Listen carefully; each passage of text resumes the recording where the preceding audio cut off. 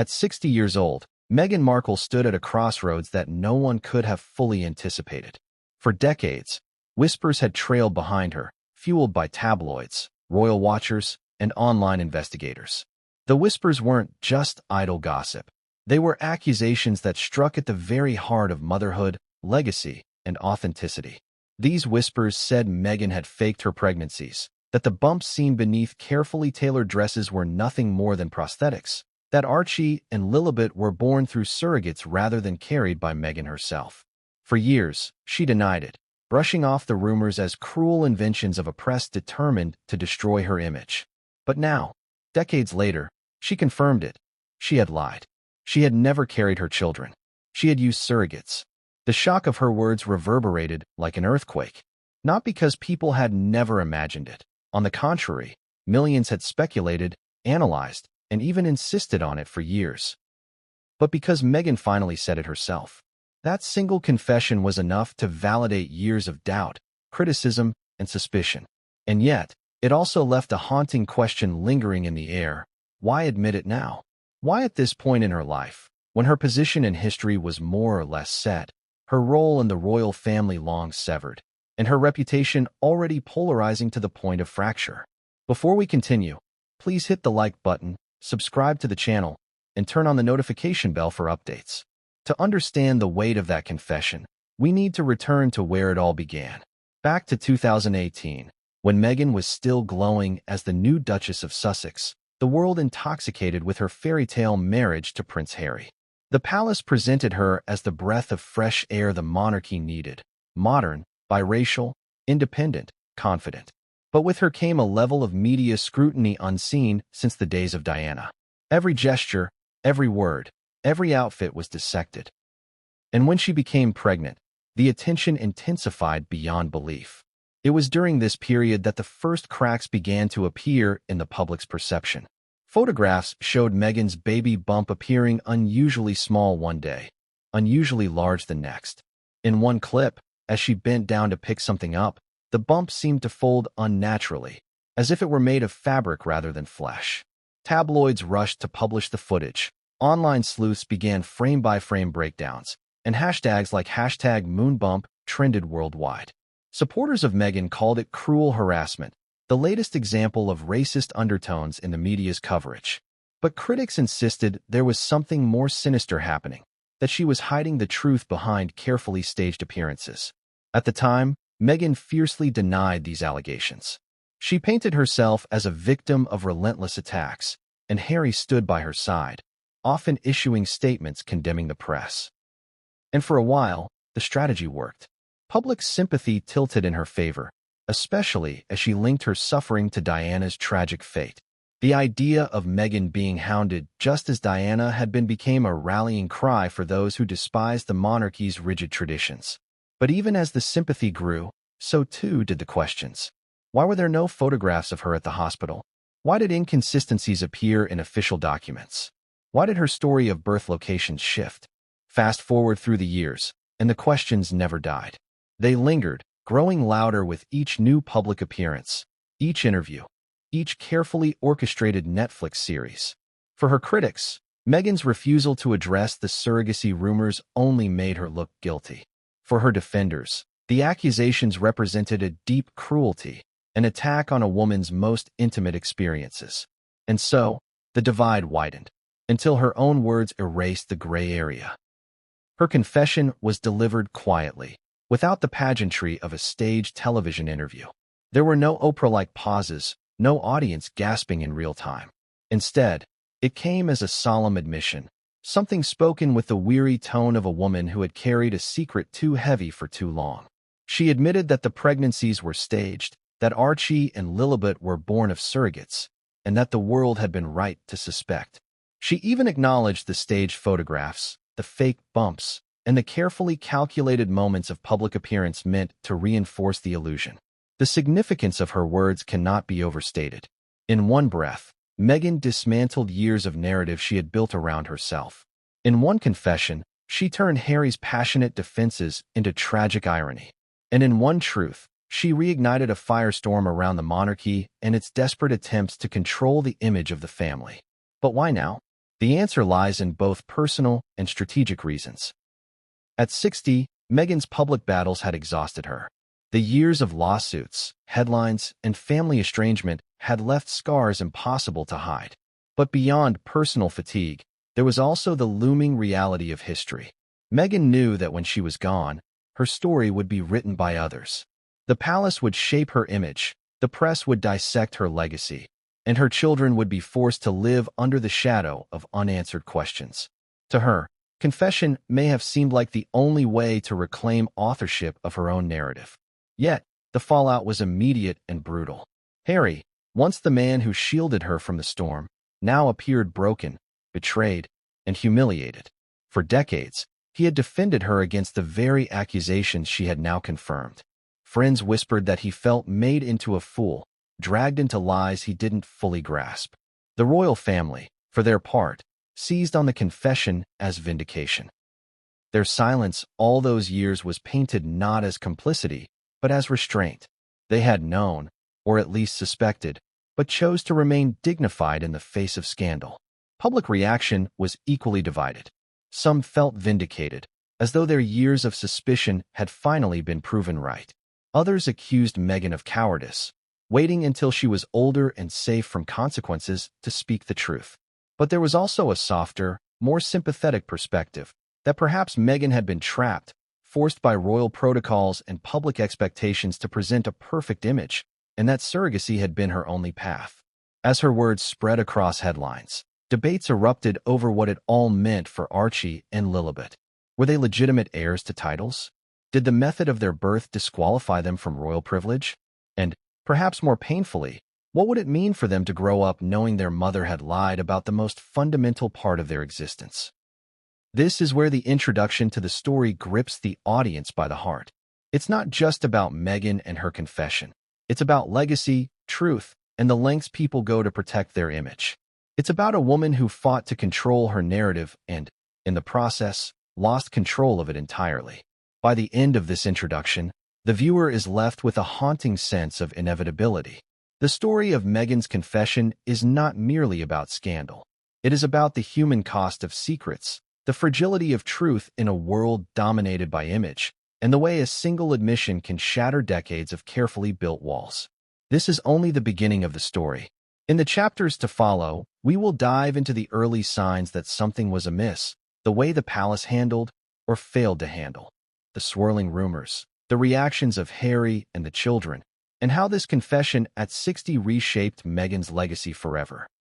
But for now, the audience is left standing at the edge of the revelation, asking themselves the one question Meghan's words demand.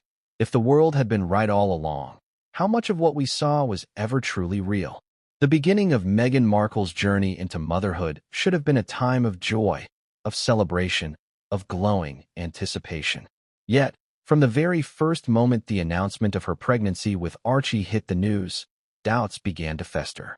They were not immediately loud or explosive, but small, murmuring undercurrents in the vast ocean of royal gossip. A glance at one photo, an odd angle in another, and slowly, a sense that something did not add up began to take root. It was October 2018 when the world learned that Meghan was expecting her first child with Prince Harry. The announcement was made just as the couple embarked on a royal tour of Australia, Fiji, Tonga, and New Zealand. The palace confirmed the pregnancy with a statement that should have quelled speculation and invited celebration. Yet, the timing struck some as curious. Just hours before their first official event of the tour, Meghan appeared in a chic white dress that highlighted what the palace described as a newly blossoming bump. Cameras clicked, headlines erupted, and the fairy tale narrative was set. The new Duchess was pregnant, the royal family was growing, and the future seemed secure. But for those paying closer attention, unease quickly followed. Meghan's bump appeared unusually prominent for someone allegedly just entering her second trimester. Photographs taken in Australia showed the bump looking defined one day, barely visible the next, and unusually round by the week's end. While casual observers dismissed these shifts as the tricks of clothing and lighting, more critical eyes were not convinced. The internet began to buzz with questions. Was it possible the palace had staged the timing of the announcement to coincide with the tour, regardless of how far along Meghan was? Was the bump real, or was it enhanced to create the perfect royal spectacle? Within weeks, the online chatter grew more pointed. Amateur sleuths began comparing Meghan's appearances with medical illustrations of pregnancies at similar stages. The discrepancies seemed glaring. Critics claimed the bump was too high on her torso, or that it shifted position unnaturally when she bent or sat down. One infamous clip from January 2019 captured Meghan crouching in a fitted dress, the bump seemingly collapsing or folding in a way that fueled endless conspiracy threads. For her supporters, these observations were nothing more than cruel harassment, the kind of obsessive nitpicking designed to tear a woman down. But for skeptics, it was the first proof that Meghan's pregnancy might not be what it seemed. The rumors began to swirl more aggressively online under the hashtag #MoonBump, a reference to prosthetic bellies used in film and television productions. Memes, side-by-side photo comparisons, and slowed-down video clips circulated across social media platforms. One particularly viral post showed Meghan's bump appearing to deflate slightly as she slid into a car. Another pointed to photos where Meghan was cradling her belly with unusual frequency, suggesting she was overcompensating to draw attention away from the inconsistency of the shape. All the while, the palace remained silent. No official statement addressed the chatter. The silence from Buckingham Palace, which so often tried to control narratives through carefully worded press releases, only heightened the sense of mystery. Why, if the rumors were baseless, did the palace not swiftly quash them? Why, if Meghan was being unfairly maligned, did Harry not call a press conference and defend his wife's honor? His public anger at the press came months later, but during these initial whispers, there was nothing but silence. For conspiracy theorists, silence was confirmation. Fuel was added to the fire when Meghan and Harry insisted on privacy regarding Archie's birth plans. Traditionally, royal mothers delivered at the Lindo wing of St. Mary's Hospital, where iconic photos of Diana with William and Kate with her 3 children had been taken. But Meghan refused. She broke with decades of tradition, opting instead for a private arrangement and declining to appear on the hospital steps. While her defenders praised this as a feminist act, rejecting outdated expectations, critics insisted it was further evidence of concealment. If Meghan truly carried Archie, why not embrace the same transparency expected of every other royal mother? Why, instead, cloak the process in secrecy? By the time Archie was born in May 2019, the rumor mill had become unstoppable. The birth announcement was riddled with oddities, vague wording, conflicting reports of the hospital, and a delay in releasing details. When the baby was finally presented to the press, the scene was strange. Instead of the jubilant outdoor photo shoots of past generations, Meghan and Harry chose to introduce Archie indoors at Windsor Castle. Meghan wore a white dress that skimmed over her stomach, but it looked flat, as though she had never recently given birth. There was no postpartum swelling, no visible exhaustion, no signs of recovery from labor. She looked radiant, polished, and almost too perfect. To her fans, she was inspirational, an image of strength and grace. To her critics, she was proof of deception.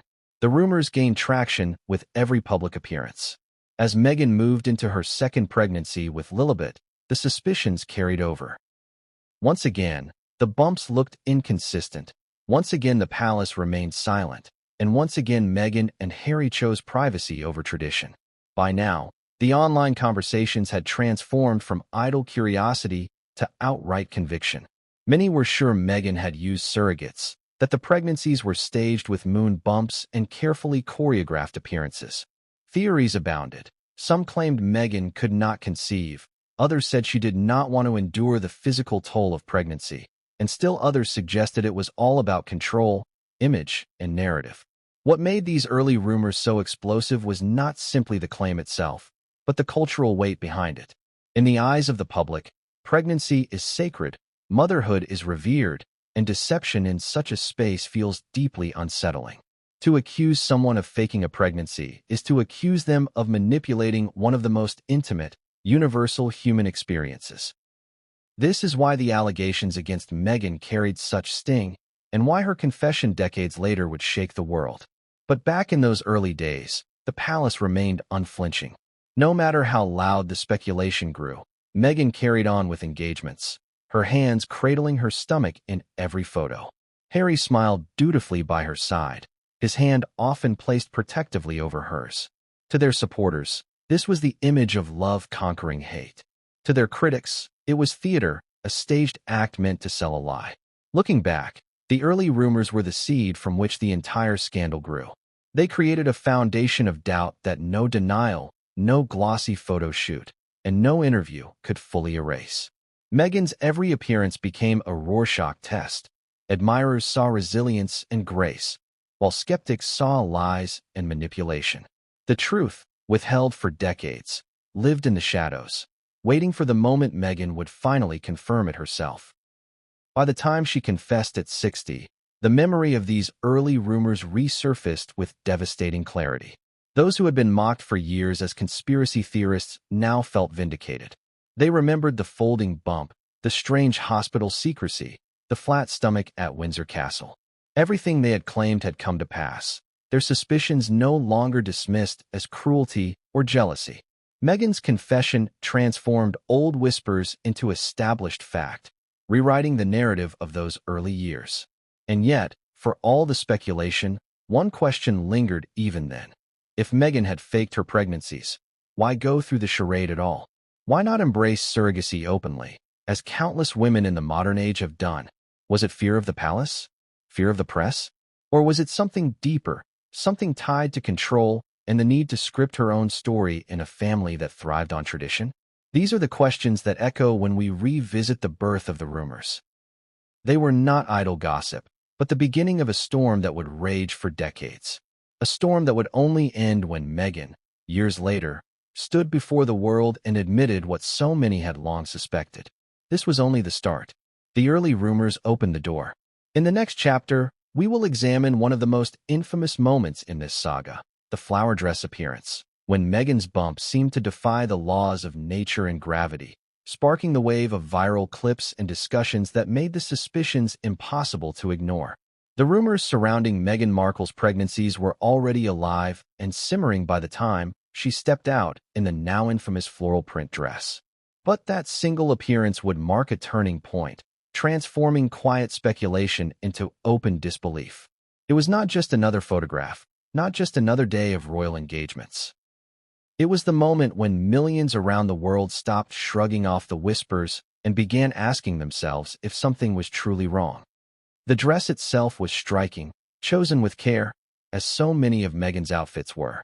Flowing, feminine, and patterned with bold flowers, it seemed designed to emphasize her pregnancy. Meghan's style choices had always been deliberate, each appearance a calculated mixture of modern chic and royal expectation. But in this case, the execution would backfire. As cameras rolled and Meghan moved gracefully across the stage, her baby bump appeared to do something no natural pregnancy bump should. To many viewers, it shifted, folded, and seemed to collapse in on itself as she bent slightly. Within hours, the footage went viral, dissected frame by internet detectives determined to catch the deception. What made the flower dress moment so powerful was not simply the alleged collapse of the bump, but the context surrounding it. Meghan had already become known for her unusual habit of cradling her stomach constantly. Supporters defended her, saying it was the behavior of a proud and protective mother-to-be. Critics, however, argued it was an overcompensation, a deliberate tactic to draw attention to the bump, to reinforce its authenticity. Against that backdrop, the sight of the bump appearing to fold under the fabric was enough to ignite a firestorm. The clip spread across YouTube, Twitter, and forums with alarming speed. For some, it was the first time they even considered the possibility that Meghan's pregnancies might not be what they seemed. For others, it was the confirmation they had been waiting for. The hashtags resurfaced, #moonbump, #fakepregnancy, #royalhoax, and with them came an avalanche of amateur analysis. Social media was flooded with slowed-down videos, zoomed-in stills, and commentary from self-styled experts in maternity fashion. Some insisted the bump was a prosthetic worn under her dress, shifting because of her movements. Others claimed the fabric of the dress simply folded awkwardly, and the conspiracy theories were the cruel result of overexposure and misogyny. But the flower dress moment carried weight precisely because it looked so unnatural. Even casual observers who had never engaged with royal gossip found themselves unsettled by the footage. Pregnancy bumps are not supposed to collapse. They do not fold like cushions. And once that seed of doubt was planted, it could not be easily uprooted. The media reaction was divided. Some outlets ignored the story, wary of fueling accusations that could be dismissed as harassment. Others covered it cautiously, framing the debate as an example of how Meghan was unfairly scrutinized compared to other royal women. But even in this cautious coverage, the question was out in the open. Why did Meghan's bump behave the way it did? And if it was all an illusion, why? Inside the palace, the silence continued. There were no statements, no reassurances, no medical confirmations. Meghan herself never addressed the viral video. Harry, who had been outspoken about the press before, remained quiet as well. That silence became deafening. It gave space for the rumors to grow unchecked, for speculation to fester, and for distrust to harden into belief.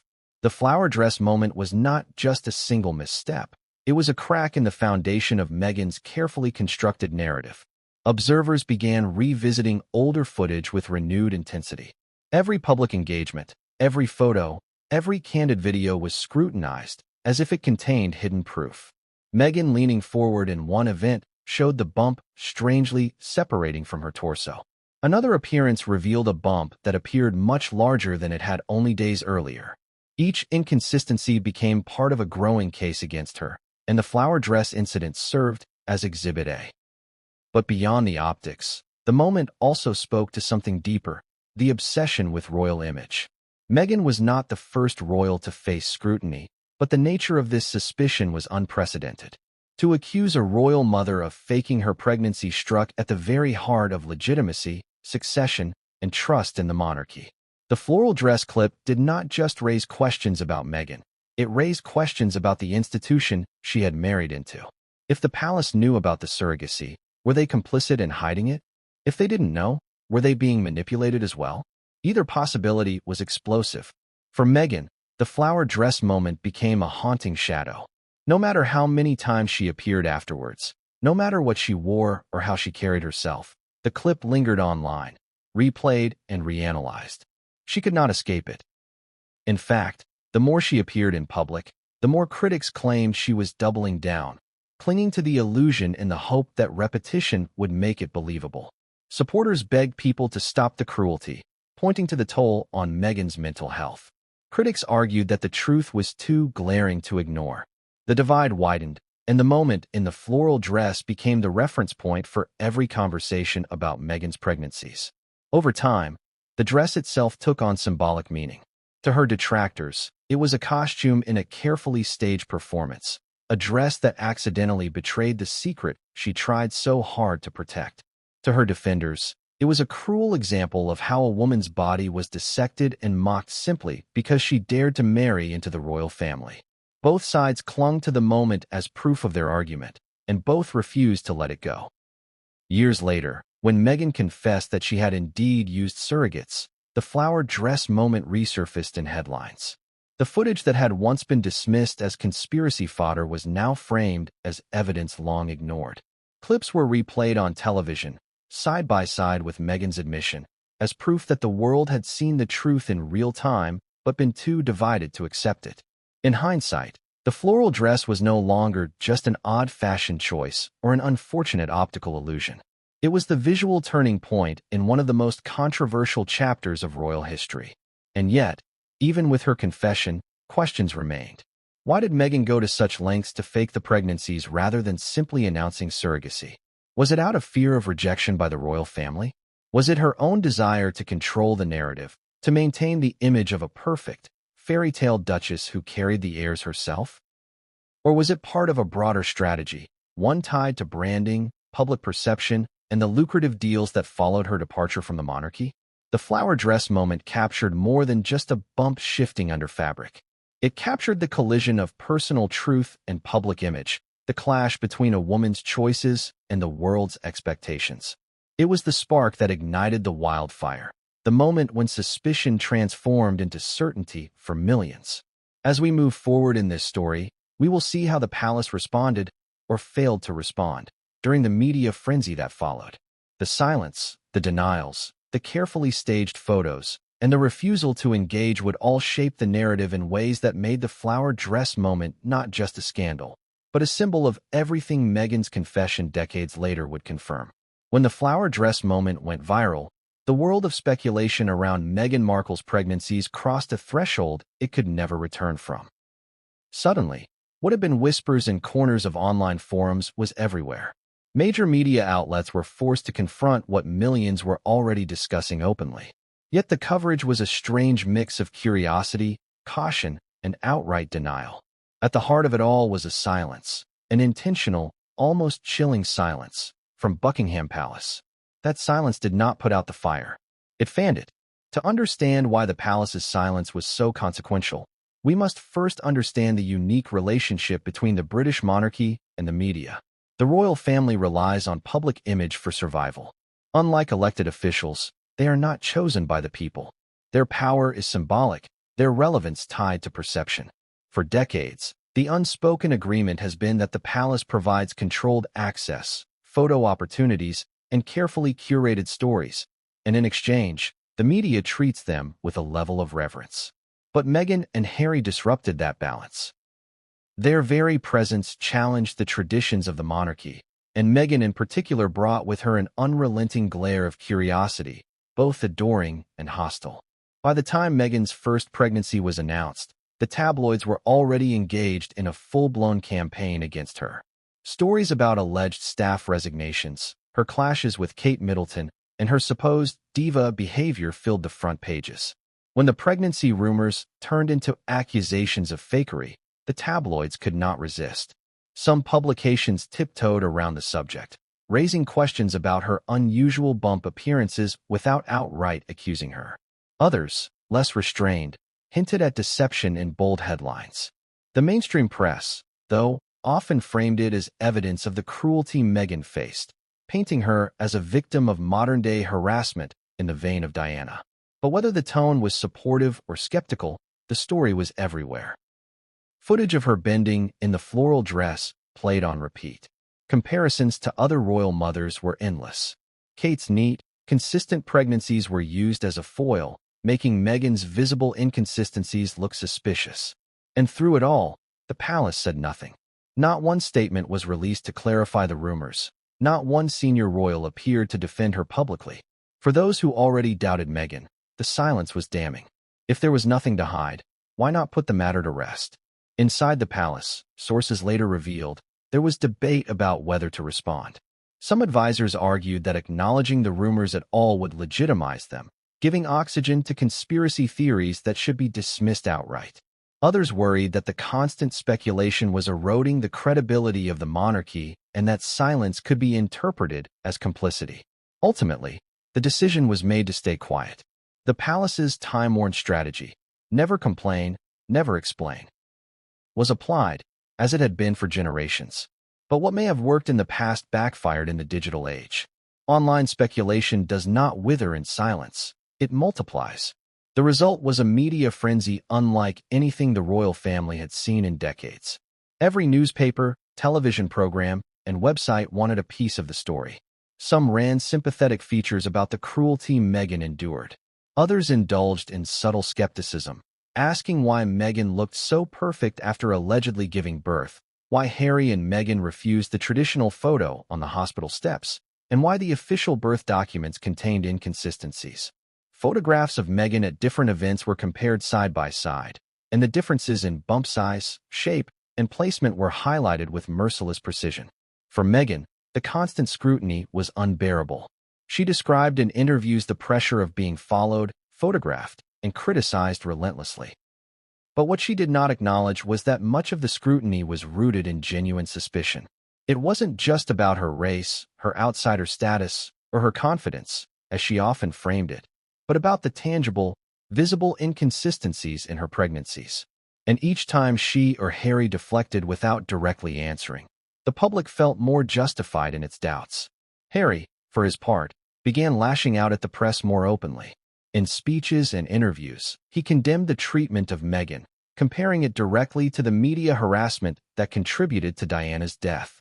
His anger was raw, emotional, and persuasive to many. But the problem was that he spoke in broad strokes. He attacked the media without addressing the specific accusations. When tabloids questioned the authenticity of Meghan's bump, Harry did not counter with facts. He simply accused the press of cruelty. And in the absence of clarity, speculation flourished. The palace's silence was even more striking when compared to its handling of Kate Middleton's pregnancies.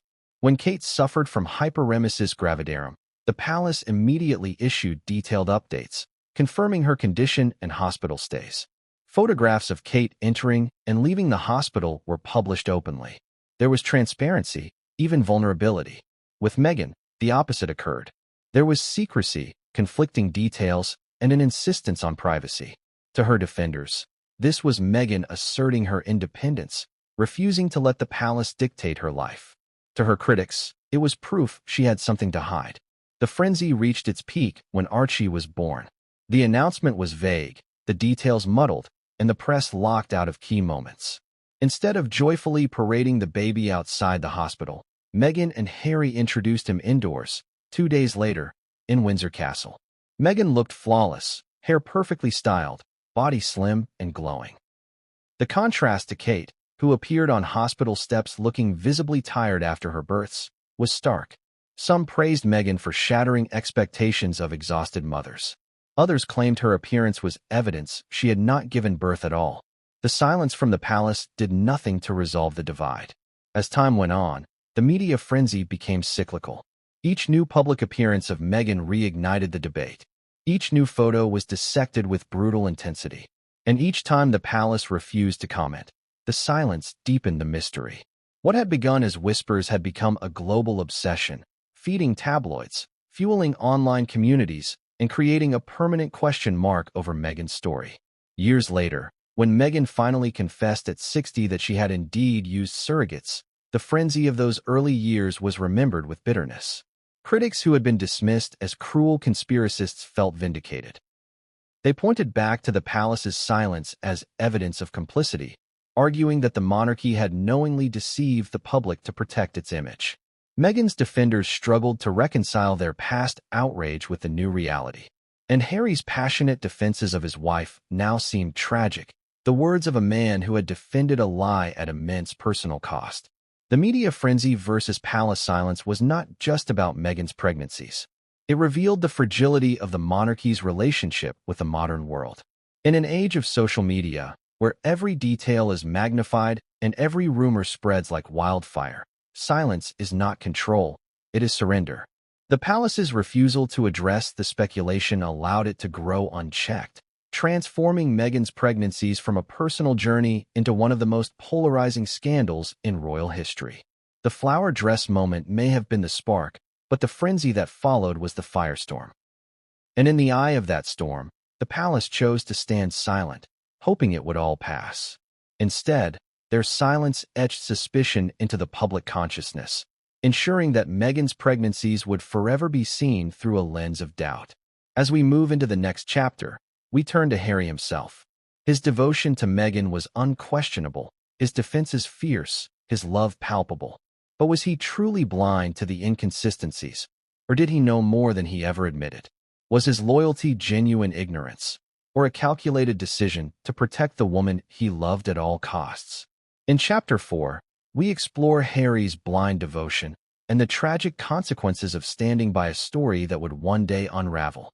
From the moment Meghan Markle entered Prince Harry's life, his devotion to her was unquestionable. He had long been painted as the spare, the younger prince searching for meaning, overshadowed by his elder brother William and haunted by the loss of his mother. Meghan arrived not only as a love interest, but as a savior, a woman who seemed to understand him in ways no one else could. Their whirlwind romance unfolded under the brightest spotlight in the world, yet Harry embraced it with vigor, determined to protect the woman he loved from the same fate that had destroyed his mother. That devotion, fierce and unwavering, would later be seen as both his greatest strength and his greatest flaw. When the whispers began about Meghan's pregnancies, Harry was already deeply entrenched in his role as her protector. The press was merciless, and Harry saw in its attacks the same cruelty that had hounded Diana. He remembered vividly the photographers chasing her car on that fateful night in Paris. To him, the scrutiny of Meghan was not just unfair, it was dangerous. He vowed not to let history repeat itself. And so, when the rumors about fake bumps and stage pregnancies arose, his instinct was not to investigate or question. His instinct was to shield, defend, and attack anyone who dared doubt Meghan. Harry's loyalty was on full display in his statements. He released letters condemning the media's treatment of Meghan, calling out tabloids for their racism, their sexism, and their cruelty. He described Meghan as the victim of a relentless campaign of harassment, painting her as a woman persecuted for daring to marry into the monarchy as an outsider. He never once directly addressed the surrogacy rumors. Instead, he treated them as beneath acknowledgement, lumping them in with the broader mistreatment of his wife. To Harry, the very act of questioning Meghan's pregnancy was not only insulting but part of a coordinated effort to destroy her. The problem, however, was that Harry's blind devotion meant he refused to engage with the reality that many people could see with their own eyes. When Meghan's bump appeared to shift unnaturally, when photographs suggested inconsistencies, when the palace announcements contradicted themselves, Harry did not pause to ask questions. He did not consider whether there might be truth buried beneath the accusations. Instead, he doubled down. His silence on the specific rumors was framed by his supporters as dignity, but to his critics, it was complicity. Behind closed doors, those close to Harry worried. Friends who had known him since his army days whispered that he seemed transformed, almost unrecognizable. Meghan had become his world, his anchor, his identity. For a man who had spent his life struggling under the shadow of the crown, Meghan gave him a new purpose. In defending her, he found a cause that was his own. This was why he attacked the press with such fury, why he turned against the very institution that had raised him, and why he ignored the mounting evidence that his wife's pregnancies were not what they appeared to be. It is easy, in hindsight, to wonder whether Harry truly believed Meghan or whether he chose not to look too closely at the truth. In moments of quiet, did he suspect?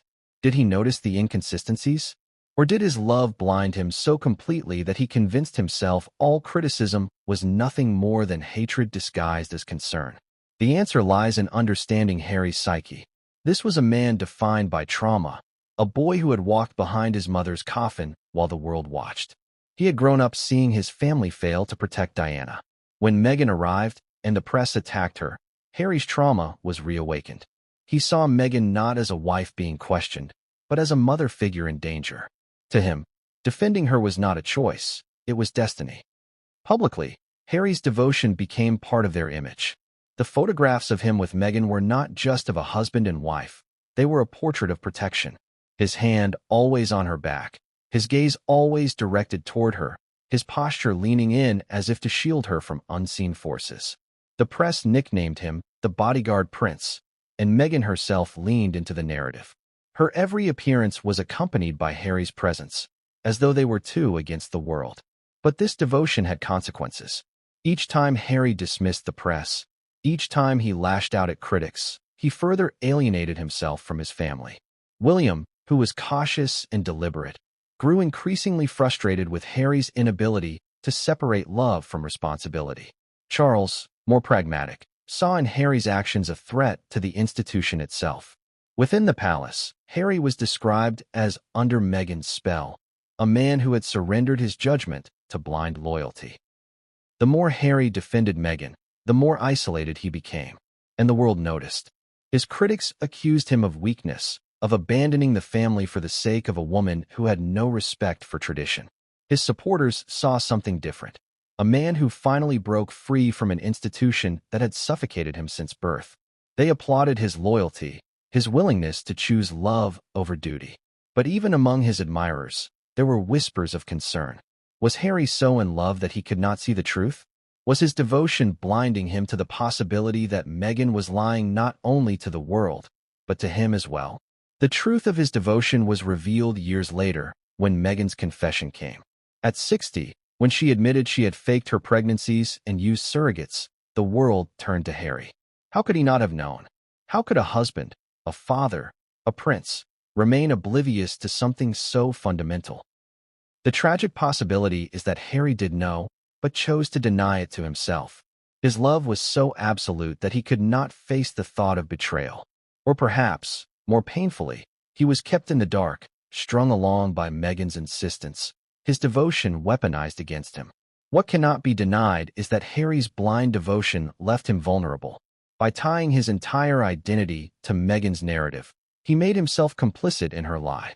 When the truth emerged, it was not only Meghan's credibility that collapsed, it was his as well. For decades, he had stood before cameras, defended her, condemned critics. In one confession, all of it unraveled. His image as the loving, protective husband became one of the tragic fool, a man who had risked everything for a woman who had deceived him and the world. This chapter of Harry's story is both heartbreaking and illuminating.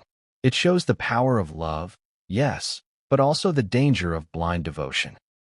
His loyalty, born from trauma and nurtured by love, made him incapable of questioning, incapable of seeing the cracks. And when those cracks widened into gaping truths, Harry was left standing in the ruins of his own choices. As we move forward, the question becomes not only about Harry's devotion, but about the context in which it occurred. Why was surrogacy such a threat to the royal family that Meghan felt she had to hide it? What would it have meant for the monarchy had she been honest? In the next chapter, we explore surrogacy in the royal context, the history, the taboos, and the reasons why Meghan may have felt that telling the truth was never an option. The idea of surrogacy within a royal family is almost unthinkable, yet it is a reality that Meghan Markle brought into sharp focus, albeit secretly, for decades. To understand why her decision to use surrogates sent shockwaves through the public consciousness, it is important to consider the royal tradition and the deeply ingrained expectations of heirs, legitimacy, and public image. The British monarchy, like many royal houses, has always placed immense value on the natural birth of heirs, the continuation of bloodlines, and the perceived sanctity of family appearances. For centuries, the idea that a child could be born outside of natural conception was taboo, whispered about only in the corridors of power, rarely publicly acknowledged. Meghan's revelation, therefore, was not just a personal confession, it was a seismic disruption to centuries of tradition. Surrogacy, in essence, involves a woman carrying a pregnancy for another person or couple. It is often sought when biological circumstances make pregnancy difficult or impossible, when medical risks are high, or when individuals desire children later in life. For Meghan, who had navigated complex health issues and endured immense public scrutiny, surrogacy may have seemed like the only viable path to fulfilling the role of mother without risking her own health or her carefully managed public image. But within the royal lens, surrogacy raises complex questions about identity, legitimacy, and the optics of lineage. Historically, the royal family has grappled with private truths versus public appearances. Princess Margaret's rumored fertility challenges, Prince Charles's widely discussed infidelities, and even whispers about Diana's struggles with pregnancy all highlight a family acutely aware of public scrutiny and internal pressure. The monarchy thrives on perception, on the idea that the royal lineage is pure, natural, and unbroken. Every announcement of a royal pregnancy is scrutinized. Every birth is celebrated as proof that the monarchy continues untainted. Surrogacy, by its very nature, challenges this narrative. It exposes the human vulnerability behind the crown, the possibility that appearances can be orchestrated, and that what the public sees may not match reality. Meghan's decision to use surrogates was therefore a high-stakes gamble.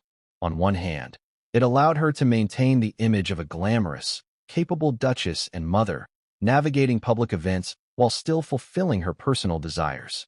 On the other hand, it meant entering a realm of secrecy so extreme that it required meticulous planning, coordination, and control over every photograph, every appearance, and every statement. The surrogates themselves would have been bound by legal contracts and strict confidentiality, ensuring that no leaks could reach the press, a level of secrecy rarely seen outside the world of intelligence or high-level corporate management. The implications of surrogacy in the royal context extend beyond personal or family matters. They touch on the very essence of monarchy as an institution.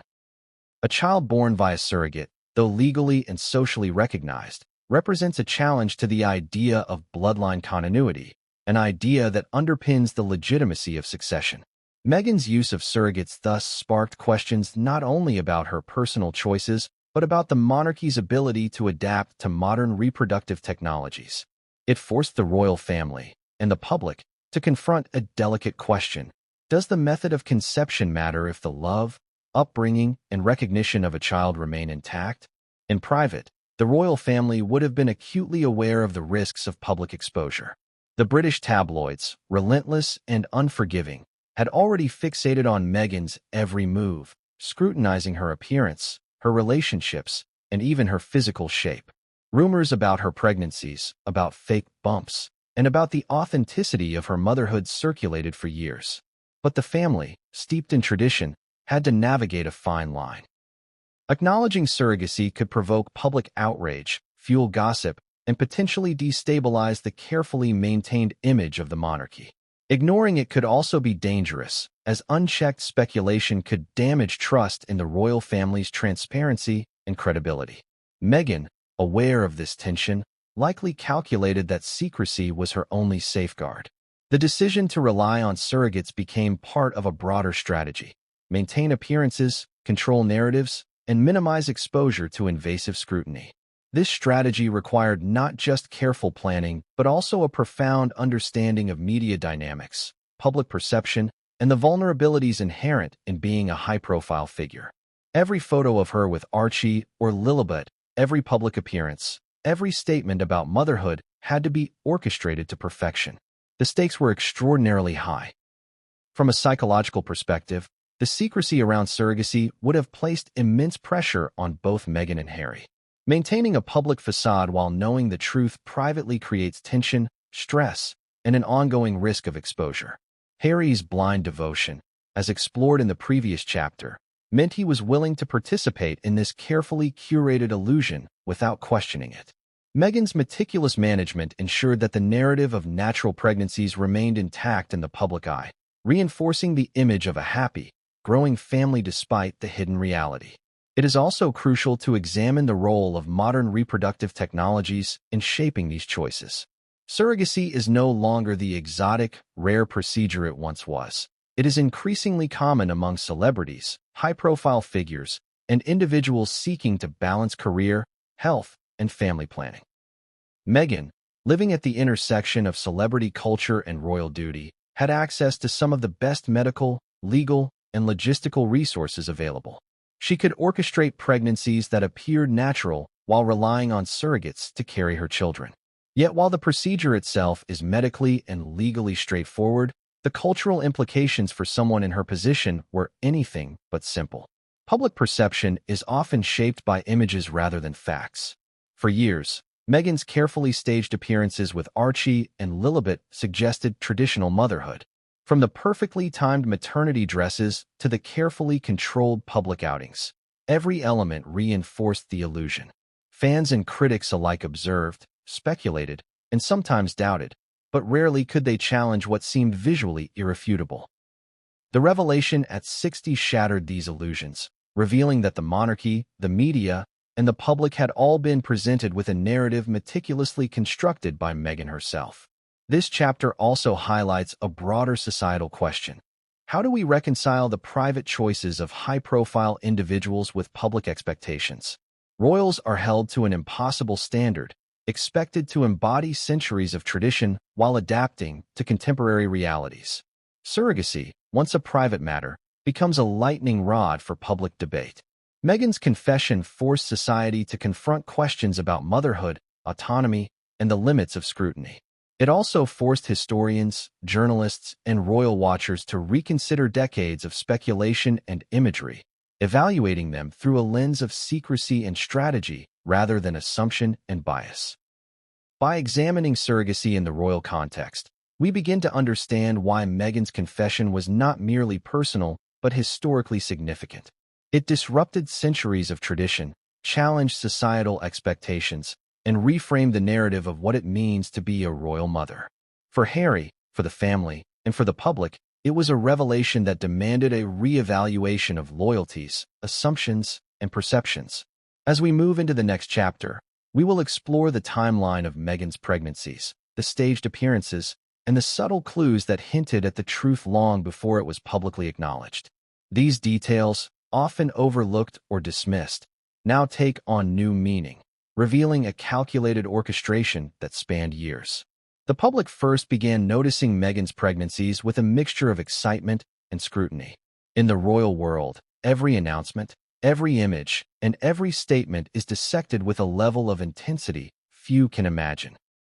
Meghan's first pregnancy, widely reported in 2018, was no exception. Headlines celebrated the Duchess of Sussex expecting her first child, Archie Harrison. Fans across the globe eagerly awaited updates, while media outlets, royal commentators, and even casual observers analyzed every photograph, every public appearance, and every slight change in Meghan's attire or behavior. At the time, few questioned the authenticity of her pregnancy. After all, she was in the public eye, attended official events, and the timing seemed natural. But for those willing to look closer, subtle inconsistencies began to emerge. The first subtle hints appeared in the photographs that documented her pregnancy journey. Meghan was frequently seen wearing flowing dresses, strategically designed to obscure her midsection, a style already familiar to royals seeking modesty. But beyond fashion, some photographers and critics began noticing unusual patterns in her appearances. There were days when her belly seemed disproportionately large for her gestational age, and other moments when it appeared to shrink or shift in ways inconsistent with a natural pregnancy. While many dismissed these observations as lighting, angles, or clothing choices, these small anomalies were pieces of a larger puzzle that only made sense in hindsight. During this period, Meghan also made headlines for her exceptionally rapid return to public engagements after the birth of Archie. Just weeks after delivery, she was photographed attending charitable events and making official appearances alongside Prince Harry. Critics and supporters alike marveled at her poise, her energy, and her apparent ease in balancing motherhood with royal duties. Yet, with the knowledge of surrogacy revealed decades later, these public displays take on a different dimension.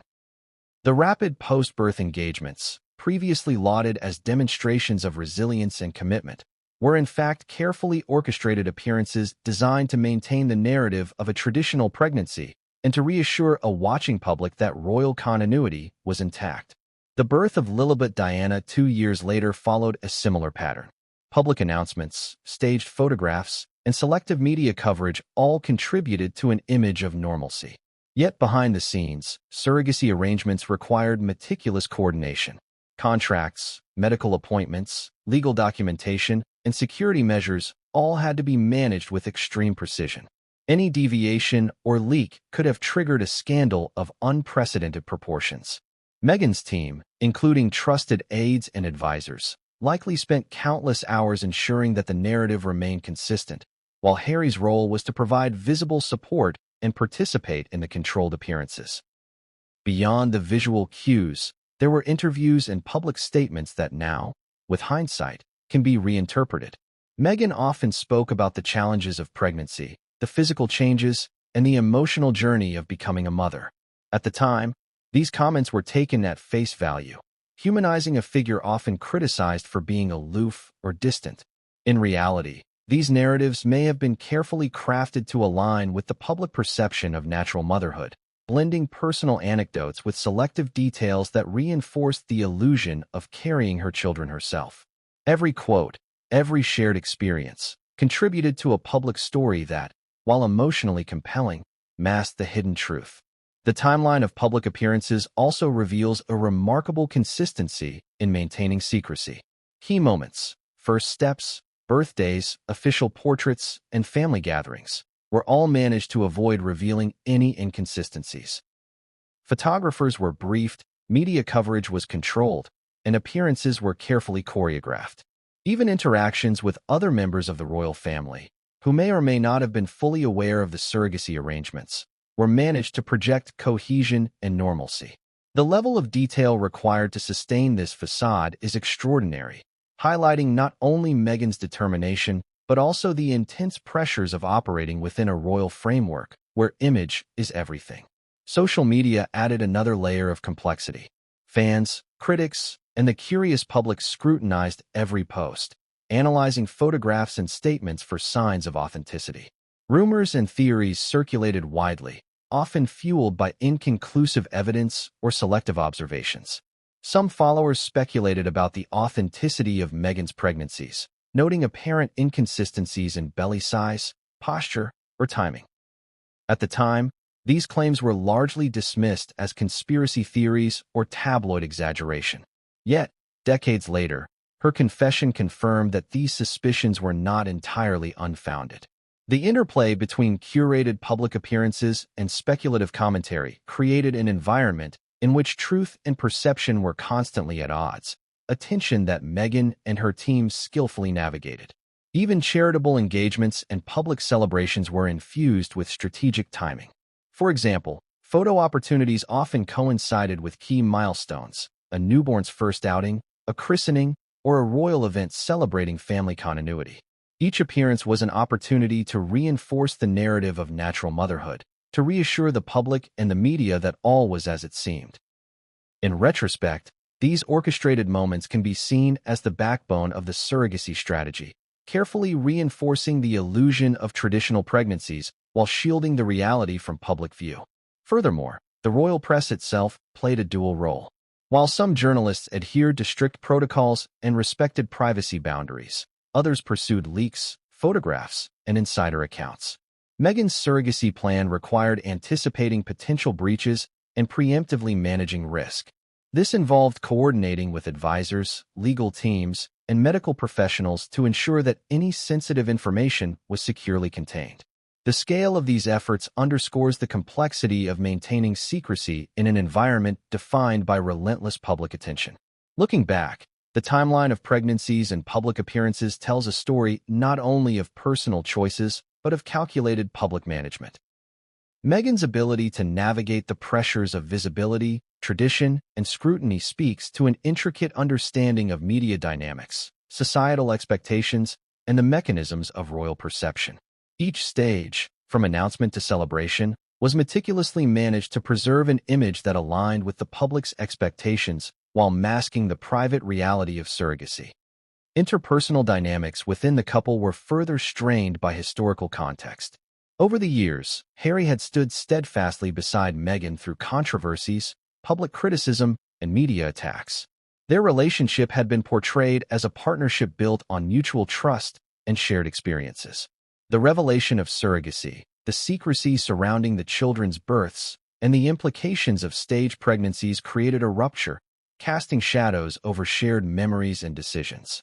Private conversations reportedly reflected tension, questioning, and attempts to reconcile the past with the present, yet no immediate resolution emerged. Psychologically, the fallout extended beyond anger or betrayal. Harry's sense of identity as a father, protector, and husband was challenged. Long-held assumptions about family, lineage, and trust had been disrupted, requiring deep reflection and emotional adjustment. The monarchy itself, as an institution rooted in tradition and the continuity of bloodlines, faced unprecedented scrutiny. Advisors, psychologists, and legal experts were reportedly consulted to help navigate the emotional, familial, and institutional complexities, highlighting the extraordinary nature of the revelation. Among the broader public, the story sparked polarized reactions. Supporters of Harry and Meghan emphasized personal autonomy, reproductive choice, and the right to privacy in family matters. Critics highlighted deception, manipulation of public perception, and the perceived impact on the monarchy's credibility. Within the family, these external pressures complicated private discussions, forcing members to consider both internal emotions and the court of public opinion. The intersection of personal betrayal and public spectacle created a scenario rarely seen in modern royal history. In the aftermath of the confession, internal family communications reportedly shifted dramatically. Discussions about appearances, events, and official duties were recontextualized in light of the truth. Advisors suggested adjustments to future public messaging, emphasizing transparency, empathy, and careful navigation of sensitive topics. Harry, grappling with his dual roles as father and royal, faced choices about how to publicly respond, how to support his children, and how to maintain personal integrity amid complex familial dynamics. The tension between personal truth and public responsibility became a defining feature of the family's response. Ultimately, the reactions from Prince Harry and the royal family revealed a delicate interplay of personal emotion, institutional concern, and public perception. Shock, disbelief, and betrayal were tempered by a shared commitment to protecting the children and maintaining familial cohesion. Behind closed doors, hours of discussion, reflection, and negotiation occurred, underscoring the profound human complexity behind headlines and viral stories. The confession did more than reveal a hidden truth. It reshaped relationships, challenged identities, and forced the royal family to confront a reality that was both private and globally visible. The moment Meghan Markle's confession went public, the media landscape erupted with unprecedented intensity. Headlines flashed across screens worldwide. Meghan admits surrogate pregnancies. Royal scandal shakes monarchy. Truth about Archie and Lilibet revealed. From traditional newspapers to online tabloids and social media platforms, the story became a viral sensation within hours. Newsrooms scrambled to verify details, analysts dissected the implications, and pundits debated the moral and ethical dimensions. For a revelation of this magnitude, the speed and breadth of coverage were staggering, creating an environment of relentless scrutiny for both Meghan and the royal family. Television networks broke into regular programming to cover the confession, featuring panels of royal commentators, psychologists, and legal experts. Each segment offered a mix of factual reporting, speculation, and emotional interpretation. Analysts highlighted the uniqueness of the situation. While surrogacy is increasingly common and socially accepted, a public admission by a senior royal figure, decades after the events, was virtually unprecedented. Viewers watched as experts discussed the implications not only for Meghan and Harry, but for the monarchy itself. Questions of succession, transparency, and family reputation were examined at length, creating a media narrative that blended human interest with institutional analysis. Online, social media became a battlefield of opinion, reaction, and debate.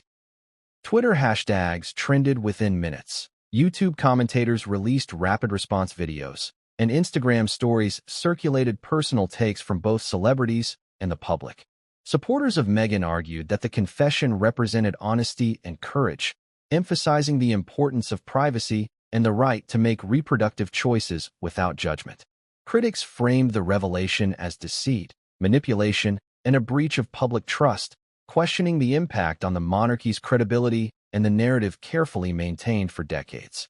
Memes, reaction videos, and discussion threads multiplied, reflecting both the fascination and polarizing effect of the news.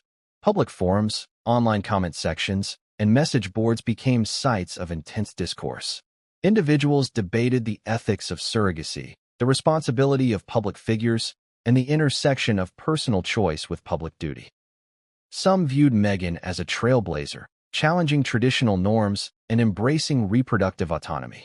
Others framed the confession as a breach of royal protocol, highlighting the gap between private actions and public expectations. The conversation was deeply layered, reflecting the cultural, moral, and institutional tensions that the confession had ignited. Traditional media coverage, however, took on its own dynamics. Newspapers ran multiple editions, each seeking exclusivity, depth, or sensationalism. Some publications highlighted the timeline of staged pregnancies, comparing archival photographs and public appearances to evidence suggesting surrogate arrangements. Investigative journalists referenced insider sources, palace insiders, and leaked communications, piecing together a narrative that reinforced the authenticity of Meghan's confession. The coverage blended investigative rigor with emotionally charged storytelling, creating a media environment in which verification, speculation, and opinion coexisted, often blurring the lines between fact and interpretation. Television documentaries and talk shows intensified the coverage. Specials were produced to analyze the implications for the monarchy, with historians tracing past royal scandals and comparing them to the current revelation. Experts debated whether surrogacy should affect public perception of Meghan and Harry, exploring cultural biases, gender expectations, and societal norms. Psychologists offered insight into public reactions, suggesting that fascination with royal life is intertwined with personal identification, curiosity, and the allure of scandal. Each narrative strand contributed to an overall media ecosystem that amplified the emotional and cultural impact of the confession. The media frenzy also had global reach. News outlets in Europe, North America, Asia, and Australia reported extensively, highlighting the story's universal resonance. In countries where the monarchy held symbolic importance, coverage focused on institutional implications and potential reputational damage. Elsewhere, public fascination centered on the human drama, parenting decisions, and interpersonal dynamics within the royal family. International social media platforms facilitated cross-cultural discussion, translating commentary, memes, and reactions for a worldwide audience. The story became a global touchpoint for debates on family, truth, and celebrity influence. Public perception, shaped by media coverage, was multifaceted. Some individuals sympathized with Meghan, framing the confession as an act of liberation, honesty, and courage in a world that had scrutinized her every move. Others criticized the timing, secrecy, and impact on family trust. Polls conducted in the aftermath indicated a sharp divide. Younger generations tended to express more empathy for Meghan, emphasizing autonomy and privacy, whereas older demographics prioritized institutional integrity and transparency. Social psychologists noted that the polarized reactions reflected broader societal tensions around family, celebrity, gender, and authority. Memetic culture played an unexpected role. Internet users created viral content juxtaposing Meghan's confession with earlier public appearances, poking fun at staged bumps, fashion choices, and ceremonial events. Reaction videos, compilations of interviews, and satirical commentary spread rapidly across YouTube and TikTok, shaping public discourse in ways that were humorous, critical, or supportive. These cultural artifacts amplified the narrative, reaching audiences who may not have followed traditional media coverage, further embedding the story into collective consciousness. Amid the media frenzy, palace communications became critical. Advisors issued carefully worded statements to address public curiosity without compromising privacy or escalating controversy. The messaging balanced acknowledgement of Meghan's personal disclosure with reinforcement of institutional stability. While official responses avoided direct commentary on the surrogacy itself, they emphasized the monarchy's continued focus on duties, responsibilities, and service, attempting to manage perception while respecting personal and familial boundaries. The intense scrutiny created a feedback loop. Media coverage influenced public opinion, which in turn shaped subsequent reporting. Analysts, commentators, and social media users continually updated narratives, generating new angles, interviews, and expert commentary. Each revelation, clarification, or rumor prompted immediate reassessment, ensuring that the story remained at the forefront of cultural discourse for weeks. For Meghan, Harry, and the royal family, this meant that every public action, statement, or appearance carried amplified significance, requiring careful navigation of both personal and public consequences. Ultimately, the media frenzy and public perception underscored the complex interplay between truth, narrative, and influence. Meghan's confession did not exist in isolation. It became a catalyst for conversations about family, secrecy, autonomy, and celebrity. The combination of traditional reporting, social media amplification, cultural commentary, and public discourse created a uniquely immersive experience for audiences, highlighting the power of storytelling in shaping perception. To truly understand the seismic impact of Meghan Markle's confession, it is essential to place it within a broader historical and cultural context. Surrogacy, while increasingly common today, has long been a topic of social debate, ethical examination, and personal controversy. Over the past century, high-profile cases, particularly among celebrities, elites, and even royalty, have highlighted both the possibilities and the pitfalls of using surrogates. Meghan's revelation did not emerge in a vacuum. It is part of a continuum of human attempts to navigate reproductive challenges, societal expectations, and the intersection of personal privacy with public life. Surrogacy in its modern form can be traced back to the late 20th century, when medical advances made it technically feasible to carry pregnancies on behalf of others. Initially, These cases were rare and often shrouded in secrecy, precisely because public opinion could be unforgiving. Elite families and celebrities who pursued surrogacy frequently faced questions about morality, authenticity, and the boundaries of privacy. The secrecy surrounding these arrangements often reflected a desire to protect both the children involved and the public image of the individuals, especially when societal expectations dictated that pregnancy must appear natural to maintain credibility and respectability. Among celebrities, surrogacy has appeared intermittently over the decades, often eliciting intense media scrutiny. High-profile cases, including well-known Hollywood actors, musicians, and business magnates, demonstrated the dual-edged nature of public perception, admiration for the ability to create life, combined with suspicion, judgment, and sometimes outright condemnation. What makes Meghan's case unique is the intersection of celebrity and institutional responsibility. Unlike a Hollywood star, a senior member of the royal family carries symbolic authority, tradition, and public expectation. In this light, her decision to use surrogates and to keep it private for decades becomes not just a personal choice, but a socially and institutionally loaded action. Historically, even monarchs and royals have occasionally relied on intermediaries in the process of securing heirs. While not necessarily surrogates in the modern medical sense, the use of midwives, courtiers, and other forms of reproductive facilitation has existed in European royal households for centuries. Children of noble or royal lineage were often the focus of strategic marriages and dynastic continuity, and questions surrounding paternity, legitimacy, and succession were treated with utmost seriousness. Rumors, secret arrangements, and the occasional scandal were part of the historical landscape, highlighting the tension between private realities and public narratives. Meghan's revelation, though modern in its technology and method, echoes these historical precedents in its focus on secrecy, image management, and the critical role of offspring in legacy and lineage. Celebrities who have disclosed surrogate pregnancies often faced a media maelstrom similar to what Meghan experienced. The public's fascination lies in the contrast between intimacy and exposure, the private act of childbirth magnified under the scrutiny of millions.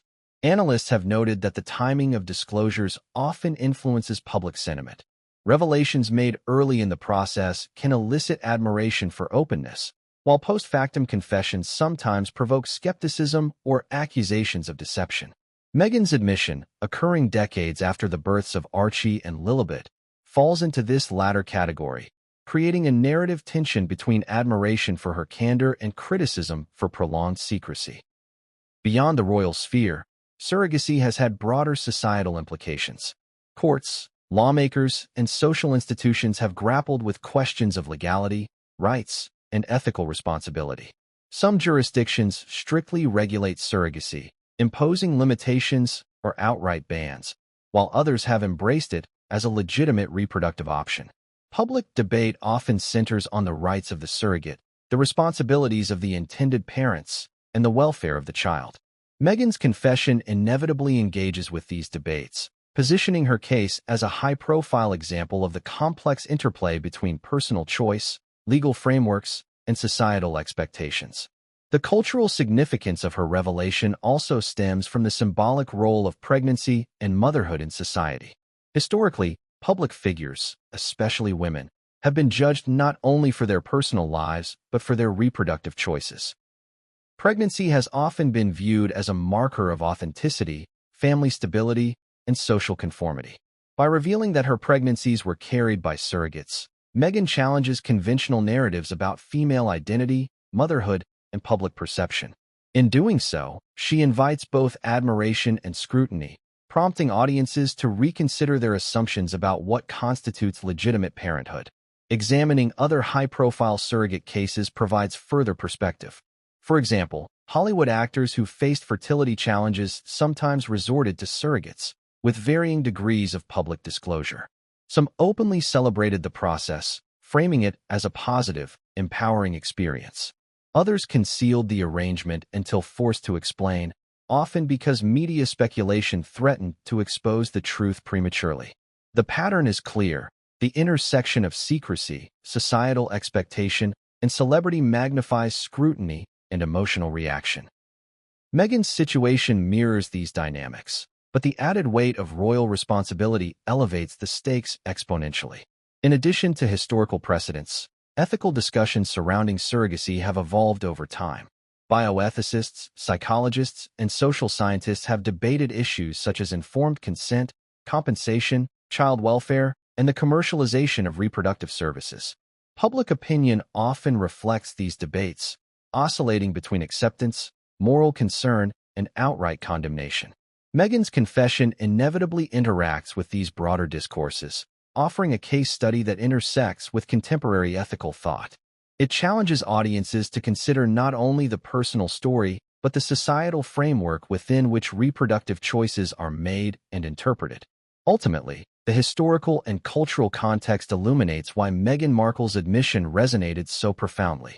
Her revelation is not merely a personal disclosure. It represents the culmination of centuries of secrecy, social expectation, and institutional responsibility surrounding reproduction, lineage, and public image. It situates her within a lineage of individuals, royal, elite, and celebrity, who navigated the tensions between private desire and public scrutiny, secrecy and revelation, autonomy and expectation. By connecting her confession to historical precedent, audiences gain a deeper understanding of the stakes, the societal pressures, and the emotional weight of her decision.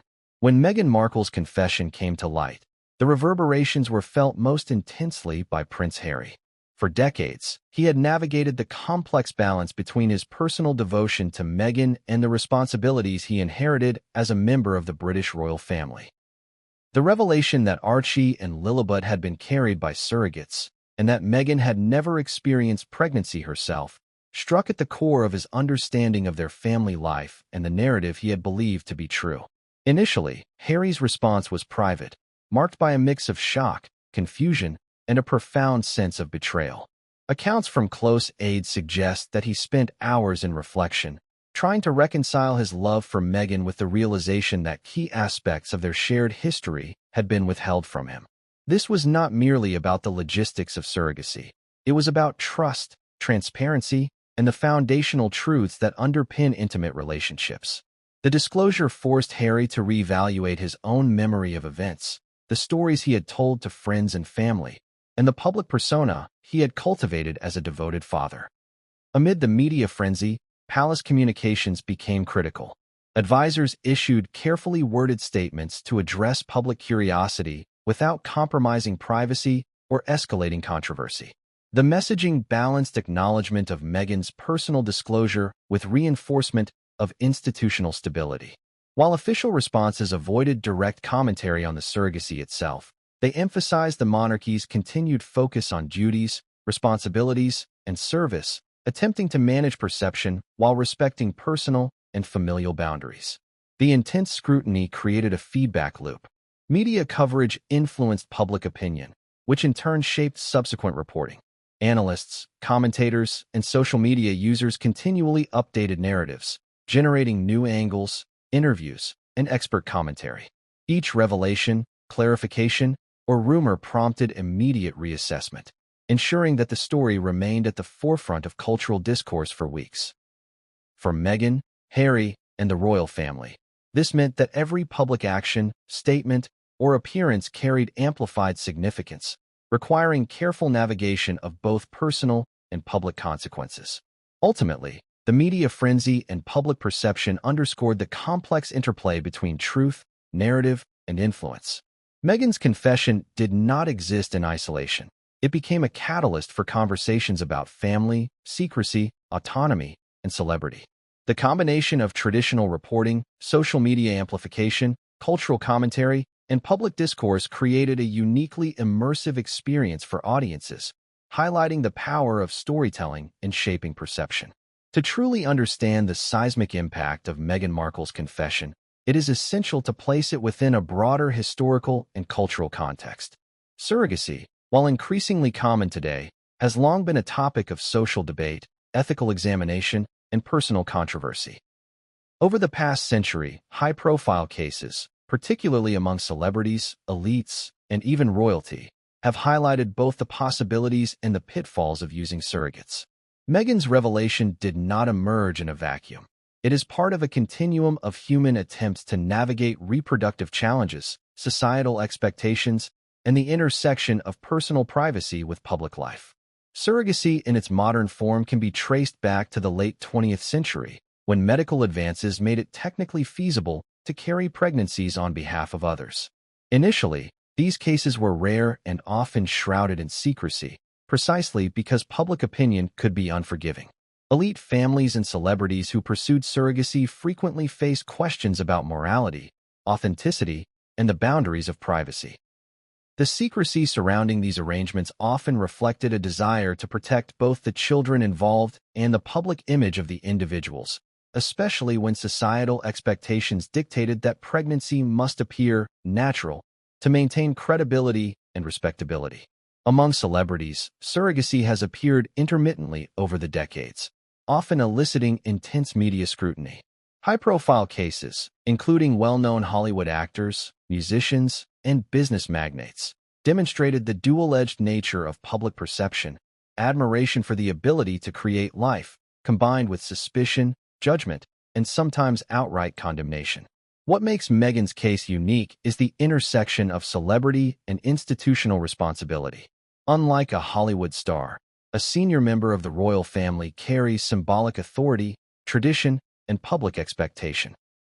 In this light, her decision to use surrogates and to keep it private for decades becomes not just a personal choice, but a socially and institutionally loaded action. Historically, even monarchs and royals have occasionally relied on intermediaries in the process of securing heirs. While not necessarily surrogates in the modern medical sense, the use of midwives, courtiers, and other forms of reproductive facilitation has existed in European royal households for centuries. Children of noble or royal lineage were often the focus of strategic marriages and dynastic continuity, and questions surrounding paternity, legitimacy, and succession were treated with utmost seriousness. Rumors, secret arrangements, and the occasional scandal were part of the historical landscape, highlighting the tension between private realities and public narratives. Meghan's revelation, though modern in its technology and method, echoes these historical precedents in its focus on secrecy, image management, and the critical role of offspring in legacy and lineage. Celebrities who have disclosed surrogate pregnancies often faced a media maelstrom similar to what Meghan experienced. The public's fascination lies in the contrast between intimacy and exposure, the private act of childbirth magnified under the scrutiny of millions. Analysts have noted that the timing of disclosures often influences public sentiment.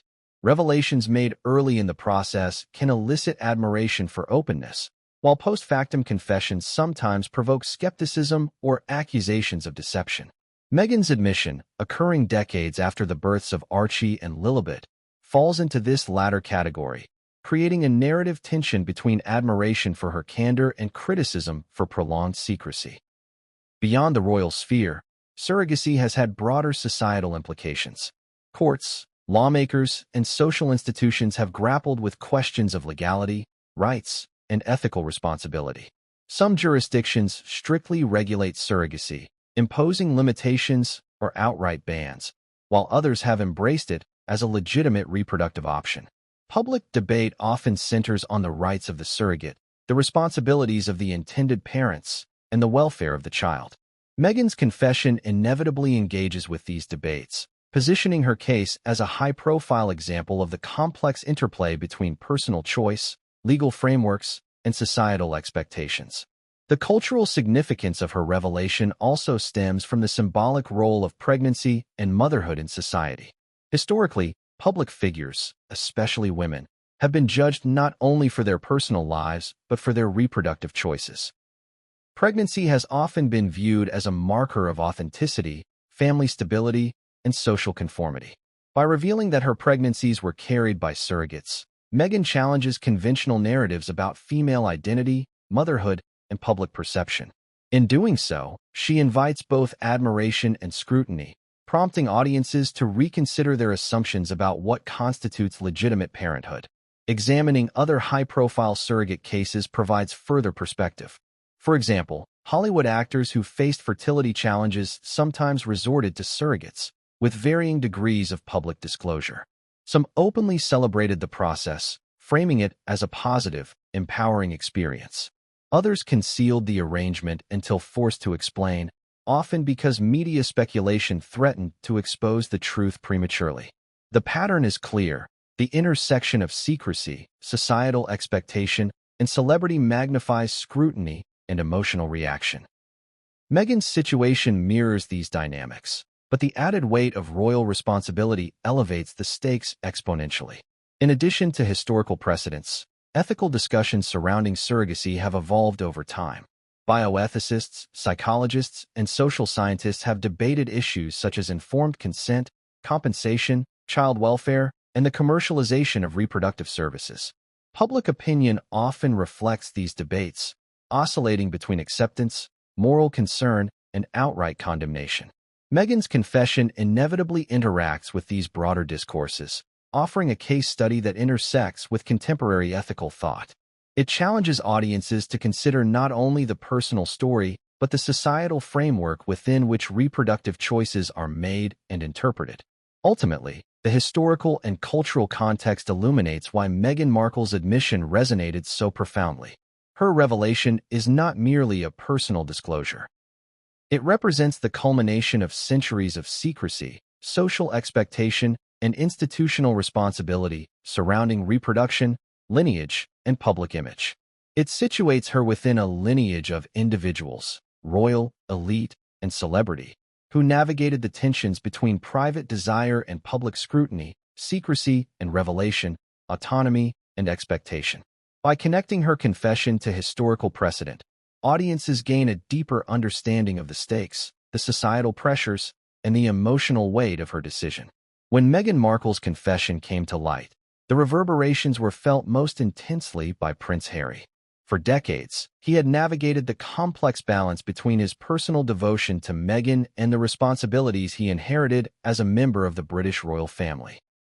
The revelation that Archie and Lilibet had been carried by surrogates, and that Meghan had never experienced pregnancy herself, struck at the core of his understanding of their family life and the narrative he had believed to be true. Initially, Harry's response was private, marked by a mix of shock, confusion, and a profound sense of betrayal. Accounts from close aides suggest that he spent hours in reflection, trying to reconcile his love for Meghan with the realization that key aspects of their shared history had been withheld from him. This was not merely about the logistics of surrogacy. It was about trust, transparency, and the foundational truths that underpin intimate relationships. The disclosure forced Harry to reevaluate his own memory of events, the stories he had told to friends and family, and the public persona he had cultivated as a devoted father. Emotionally, Harry experienced waves of grief. There was sorrow for the children he had raised under the belief that they were born in the traditional sense, for the moments he had shared with Meghan that now carried a layer of uncertainty, and for the sense of control he believed he had over his family narrative. Biographers and psychological experts have noted that discovering a hidden truth in such a high-stakes, highly public context can generate a profound cognitive dissonance, where feelings of love, loyalty, and betrayal collide in unexpected ways. Harry's grief was compounded by the fact that this revelation was not made in private, but became a public spectacle, inviting global scrutiny, media commentary, and endless speculation about his family and personal life. Socially, Harry found himself at a crossroads. He had long been protective of his privacy and intensely loyal to Meghan, often defending her against critics in the press and within the royal household. Now, faced with the knowledge that a key narrative of their shared family life was based on omission, he had to confront a new reality. The family he thought he understood was, in certain respects, a carefully curated construct. This tension between private knowledge and public performance created immense pressure, leaving Harry to navigate his own sense of identity, parental responsibility, and his obligations to the royal institution. The revelation also affected Harry's relationships with the wider royal family. Sources close to the palace reported that senior members observed him grappling with the news, noting his moments of withdrawal and introspection. While Meghan's confession did not alter the legal status of their children, it introduced a psychological complexity to their familial interactions. Harry's protectiveness over Archie and Lilibet intensified as he sought to shield them from the media frenzy while simultaneously processing his own emotional response. The dynamic within the family became delicate, balancing concern for public perception, loyalty to Meghan, and the private realities of trust and disclosure. As the world watched, Buckingham Palace appeared to navigate the crisis with a combination of silence, strategic statements, and behind-the-scenes coordination. The institutional response was multifaceted, encompassing legal advice, communications planning, and emotional support. This approach reflected both the challenges inherent in managing a centuries-old institution in a hyper-connected digital age and the human dimensions of navigating deeply personal revelations in public view. Ultimately, the palace's response was guided by a recognition that Meghan Markle's confession was not merely a private family matter. It had become a public event with profound implications. Advisors, courtiers, and family members understood that the monarchy's credibility depended on a careful balance between transparency, discretion, and emotional intelligence. Every decision, every word, and every gesture carried weight, shaping not only immediate public perception, but also the legacy of how the royal family navigates unprecedented personal disclosures in the modern era. From the moment Meghan Markle's confession about using surrogates became public, the world's attention was captured in a way few royal stories ever manage. News outlets across continents scrambled to report every nuance, every reaction, and every potential consequence. Social media exploded with debates, memes, and commentary ranging from outrage to empathy. Platforms like Twitter, Instagram, TikTok, and Facebook became global town squares, each post amplifying the story and giving millions of people a front-row seat to what some are calling the most shocking revelation in modern royal history. The fascination is partly rooted in the public's long-standing interest in the royal family, a fascination that mixes admiration, scrutiny, and speculation. Royals have always been symbols, both human and mythic, representing tradition, continuity, and an aspirational lifestyle. Yet they are also intensely personal figures whose choices are dissected with microscopic attention. Meghan's admission bridged these two realms. It was at once intensely private and globally consequential. Millions were drawn to the story because it humanized the royals while simultaneously challenging the long-standing narratives the monarchy has maintained about lineage, transparency, and family propriety. News organizations rapidly contextualized Meghan's revelation within a broader social and historical frame. Analysts pointed out that the use of surrogacy, while increasingly common and legally recognized in many parts of the world, carries unique implications for the monarchy. In an institution defined by bloodlines, succession, and hereditary tradition, the revelation forced commentators to grapple with questions of legitimacy, inheritance, and public perception. Experts in royal history debated whether the children born through surrogacy could be viewed differently in the eyes of the public or even within the legal framework of the monarchy. Each discussion amplified interest and kept the story at the forefront of global media cycles. Public reactions were diverse and intense.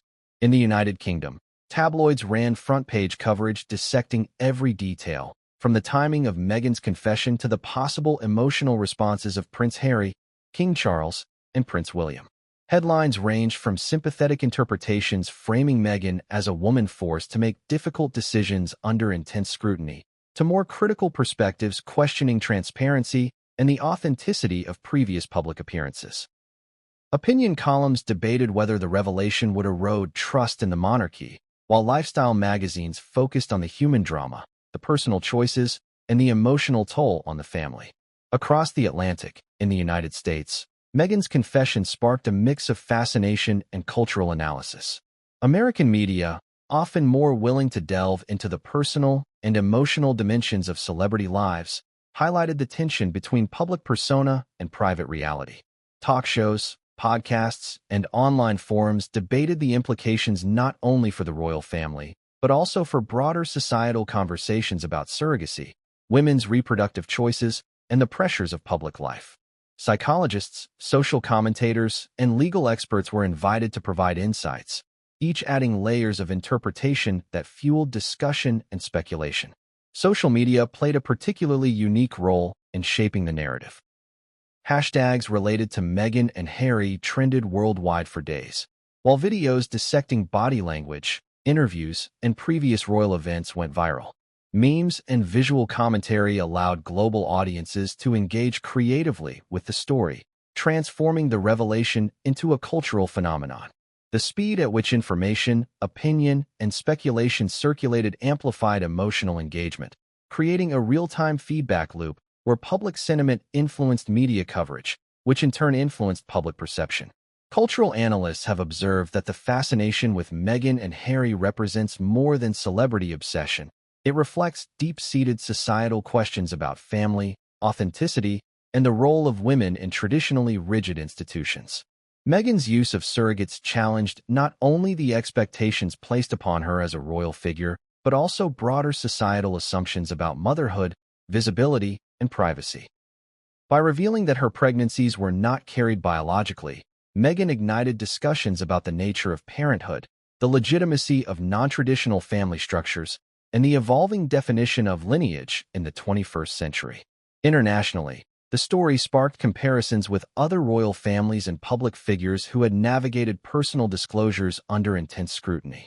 Commentators drew parallels between Meghan and historical figures who faced scandal, social expectation, or public condemnation.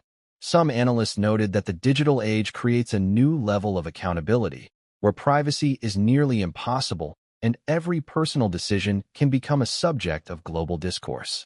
Meghan's revelation thus became a case study in modern fame, public expectation, and the collision of private choice with public spectacle.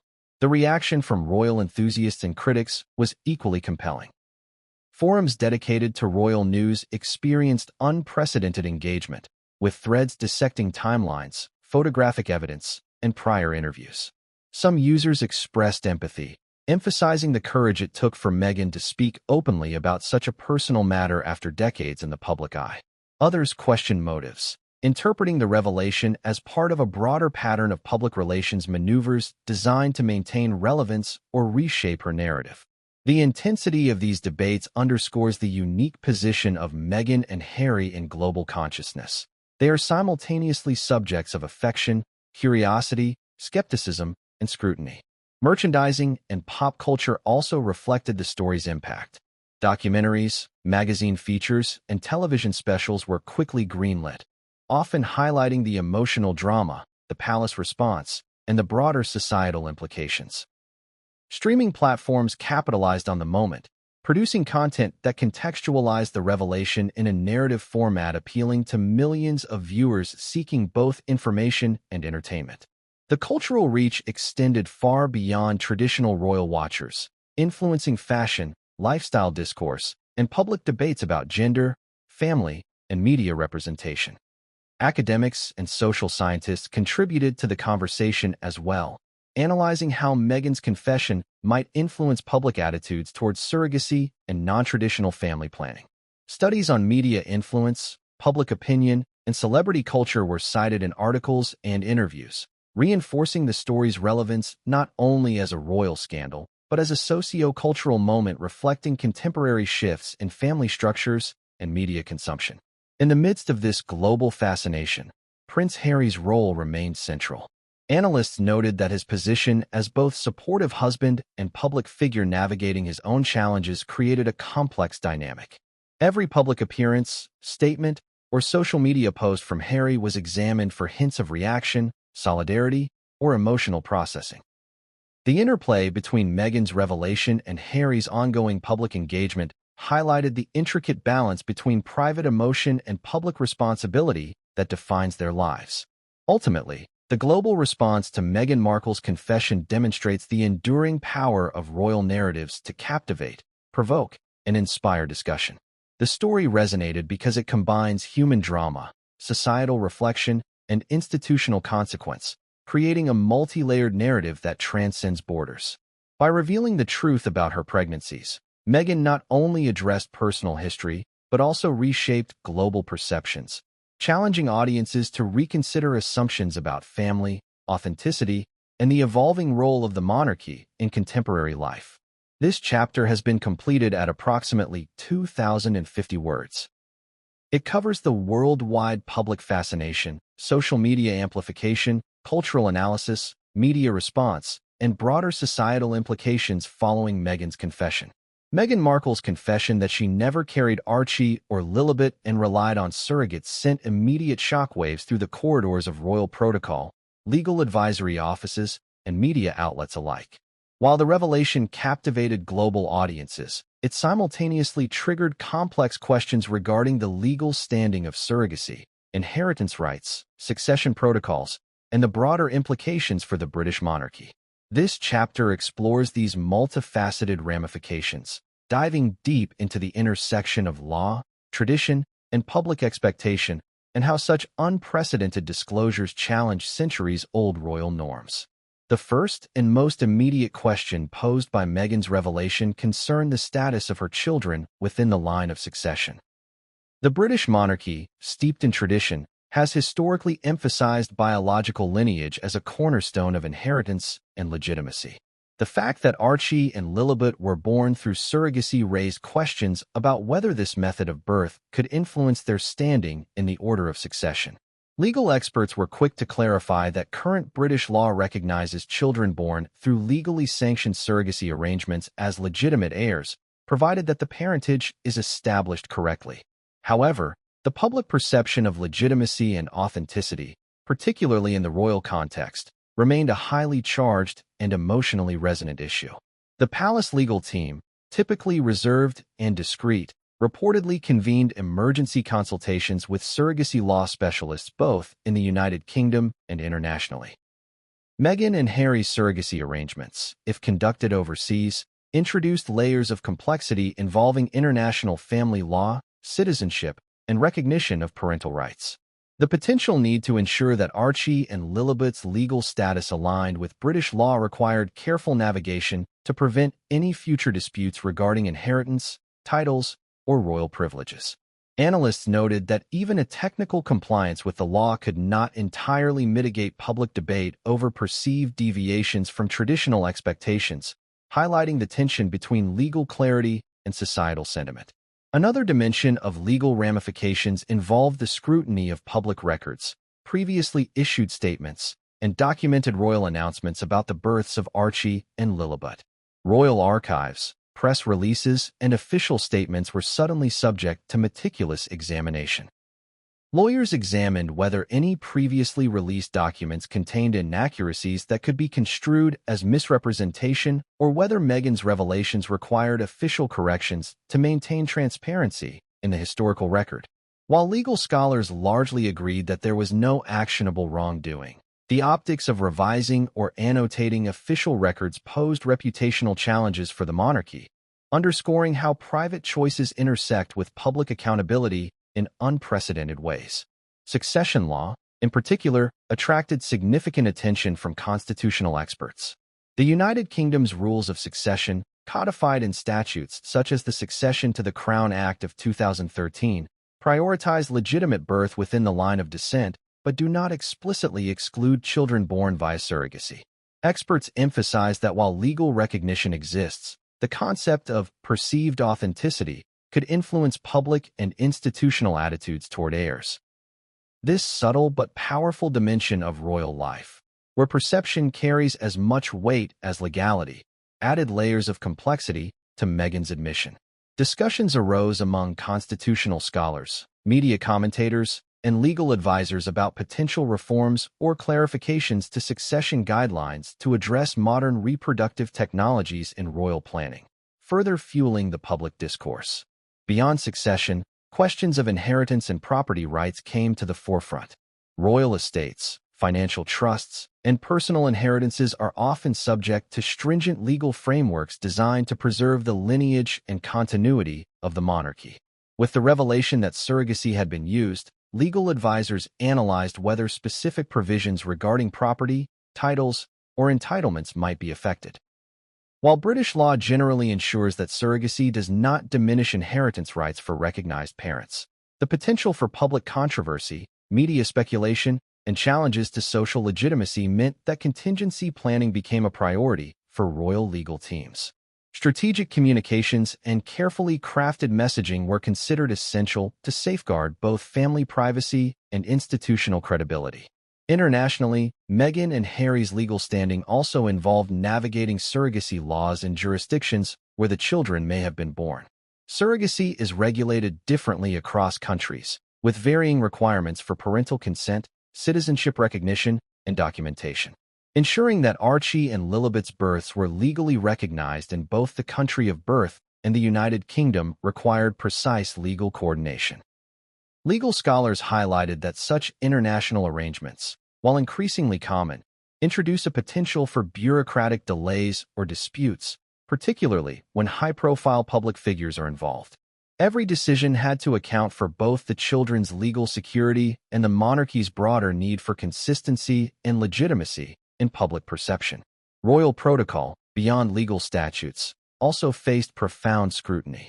Traditionally, announcements regarding royal pregnancies, births, and family events are tightly controlled, with careful attention to timing, public messaging, and ceremonial practices. Meghan's use of surrogates, once disclosed, challenged centuries of protocol designed around the assumption of direct biological parentage. Advisors debated how future communications might need to adapt, considering that private reproductive decisions could carry global significance. Questions arose regarding whether ceremonial acknowledgments, christenings, and official engagements would require adjustment to reflect transparency while respecting privacy, a delicate balance that had rarely been tested in modern royal history. Furthermore, Meghan's confession ignited discussion about the broader implications for public relations and trust. The monarchy operates not only as a family institution, but also as a symbolic national entity, relying on public confidence to maintain its authority and relevance. The revelation prompted internal reviews regarding how information is disclosed, how media narratives are managed, and how the royal family can respond to unprecedented personal disclosures without appearing reactive or defensive.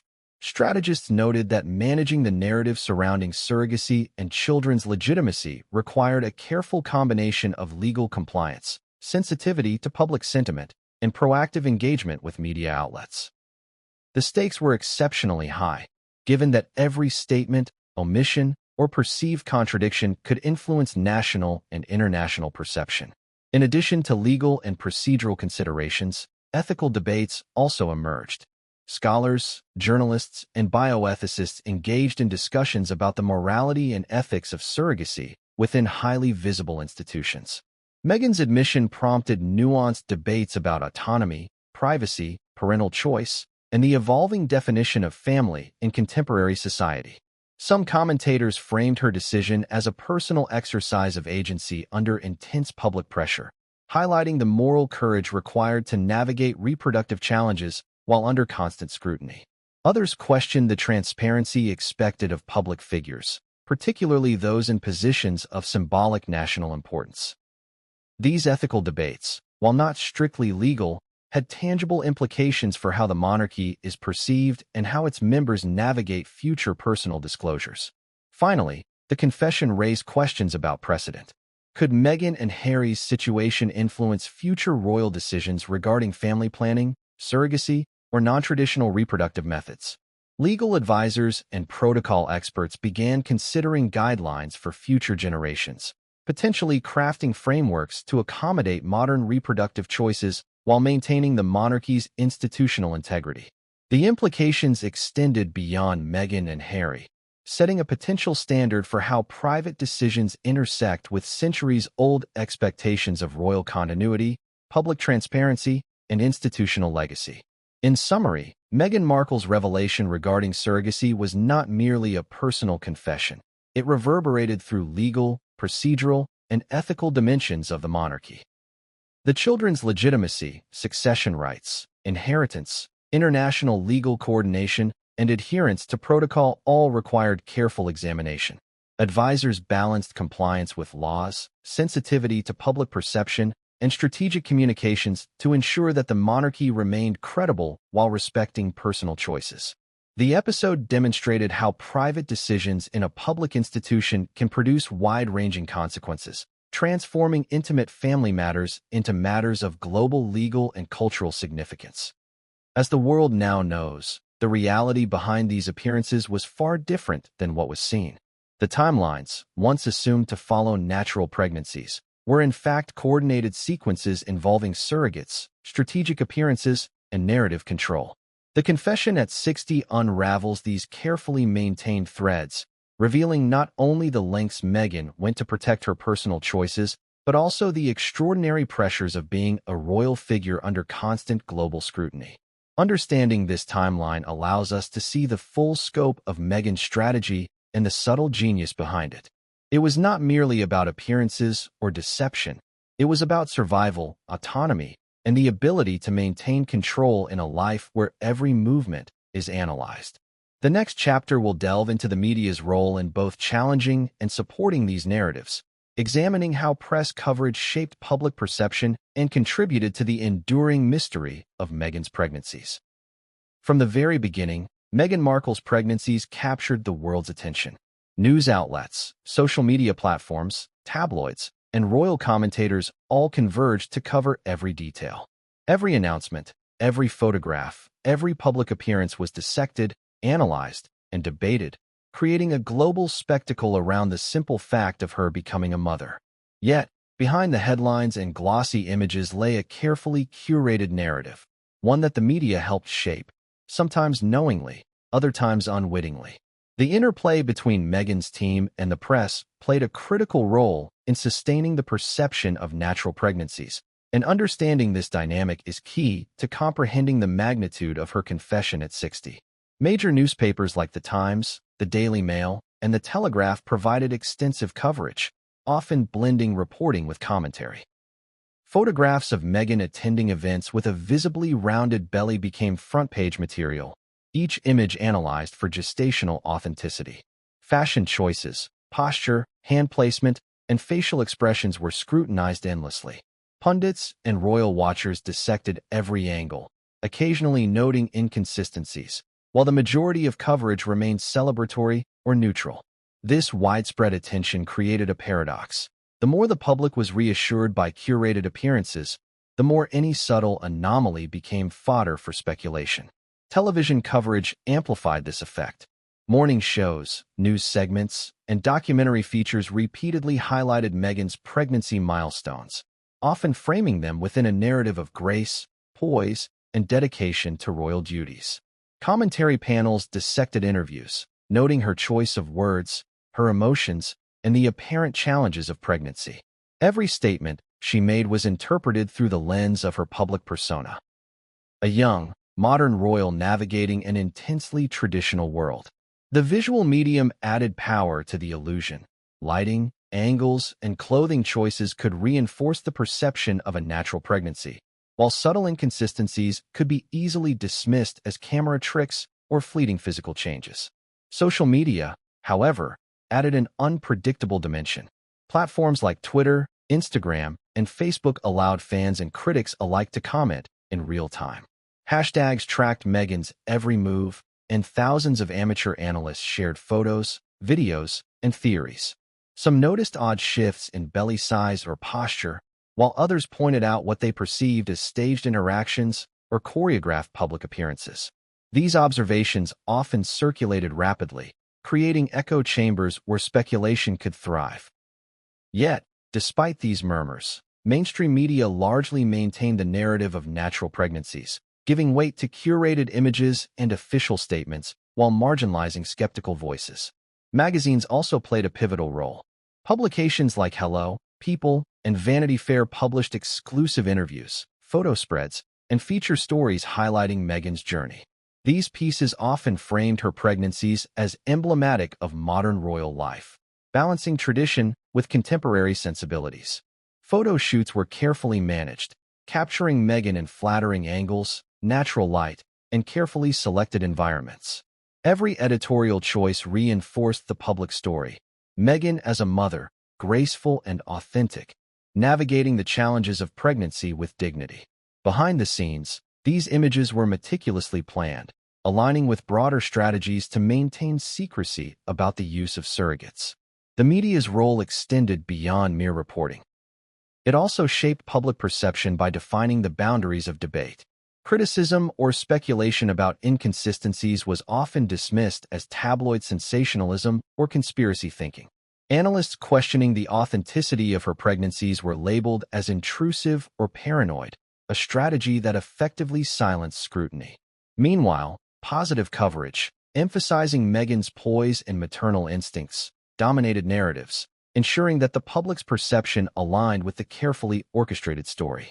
This dynamic illustrates how media can both reflect and construct reality, influencing belief systems even when the underlying truth differs dramatically.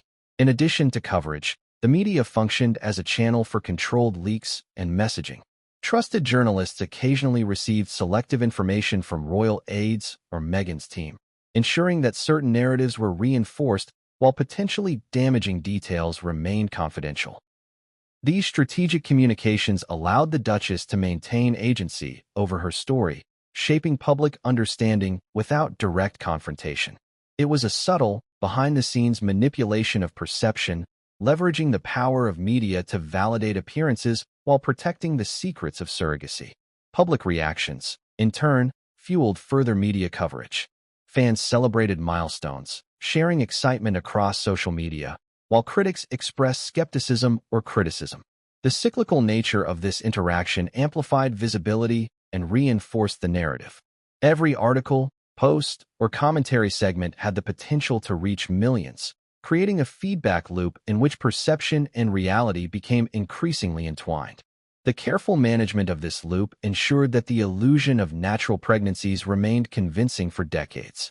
Interestingly, certain inconsistencies, though widely noticed by some, were never fully pursued by mainstream media. Unusual timing in appearances, variations in belly size, and gaps in public documentation were often ignored or rationalized. At the time, these gaps seemed trivial or coincidental. In retrospect, they were critical components of the surrogacy strategy. The media's selective attention, whether intentional or inadvertent, helped sustain the narrative, shielding the truth until Meghan herself chose to disclose it. Royal commentators also played an influential role. Figures with established credibility in analyzing the monarchy offered insights on protocol, lineage, and maternal roles. Their commentary often framed Meghan's pregnancies within historical and cultural contexts, emphasizing continuity and tradition. These analyses provided further legitimacy to the public perception, ensuring that Meghan's appearances were interpreted as authentic milestones rather than orchestrated performances. The careful alignment between commentary, media coverage, and curated public appearances created a cohesive narrative resistant to casual skepticism. The media's complicity, whether conscious or unintentional, highlights the complexity of truth in the public eye. While journalists and commentators believed they were reporting facts, the orchestrated nature of Meghan's appearances manipulated perceptions and guided the interpretation of evidence. This interplay demonstrates the extraordinary power of media in shaping collective understanding, particularly when carefully managed by those with access, resources, and foresight.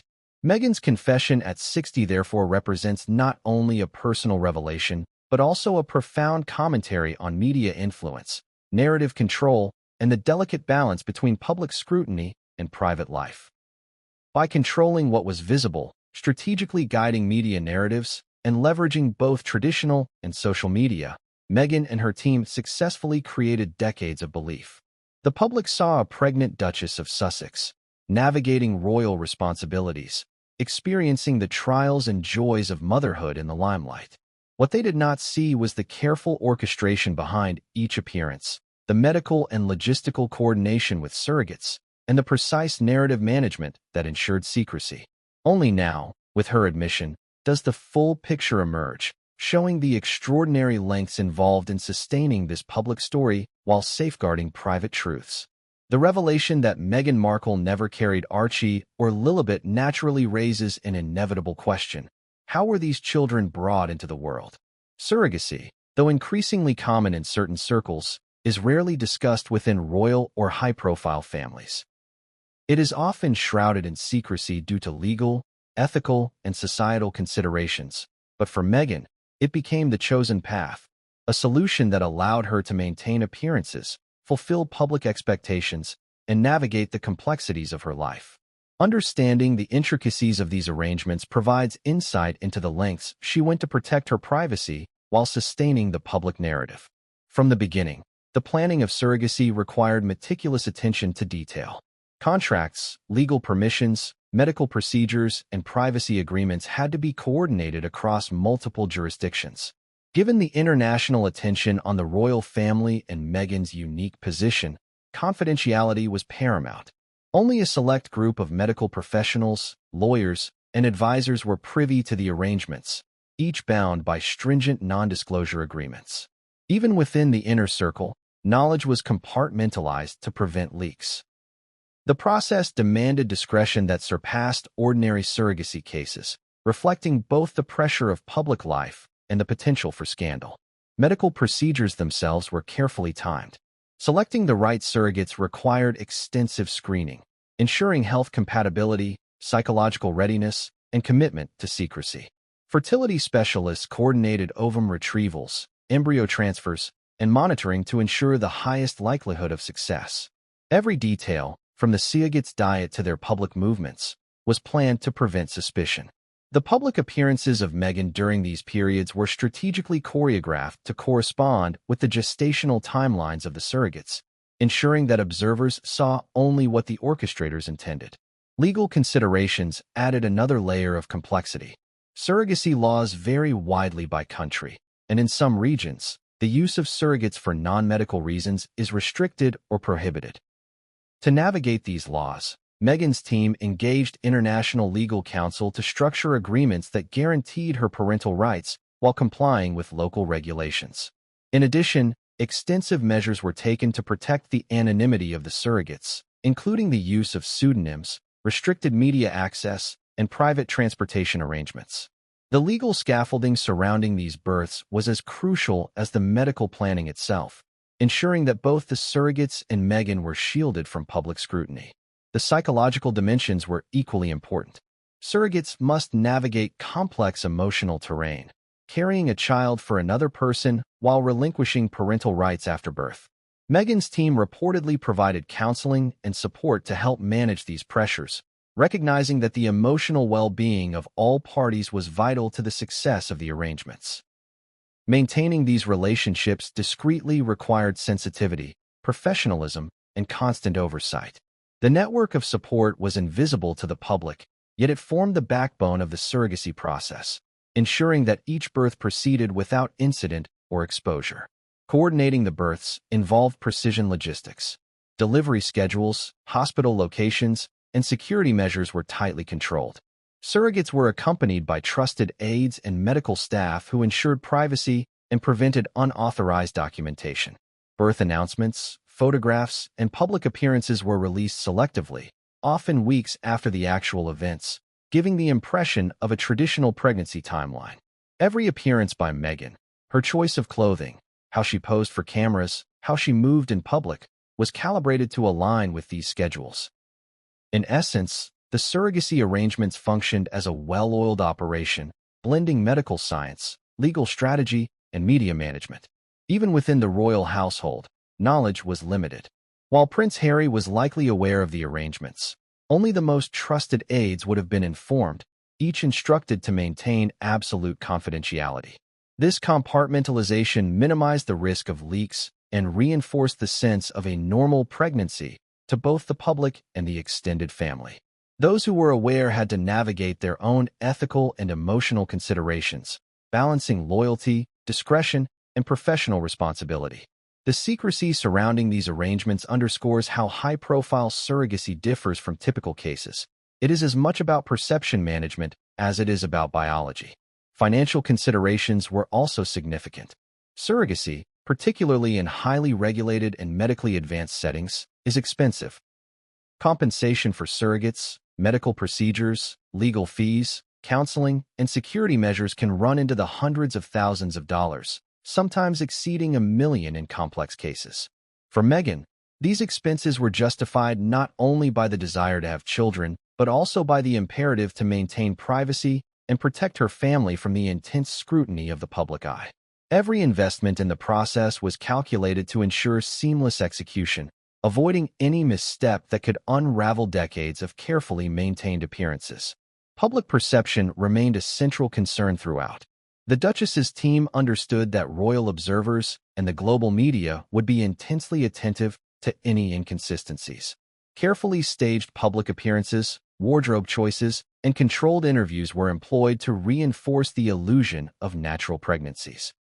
Even minor details, such as hand placement or walking posture, were orchestrated to suggest physical changes consistent with gestation.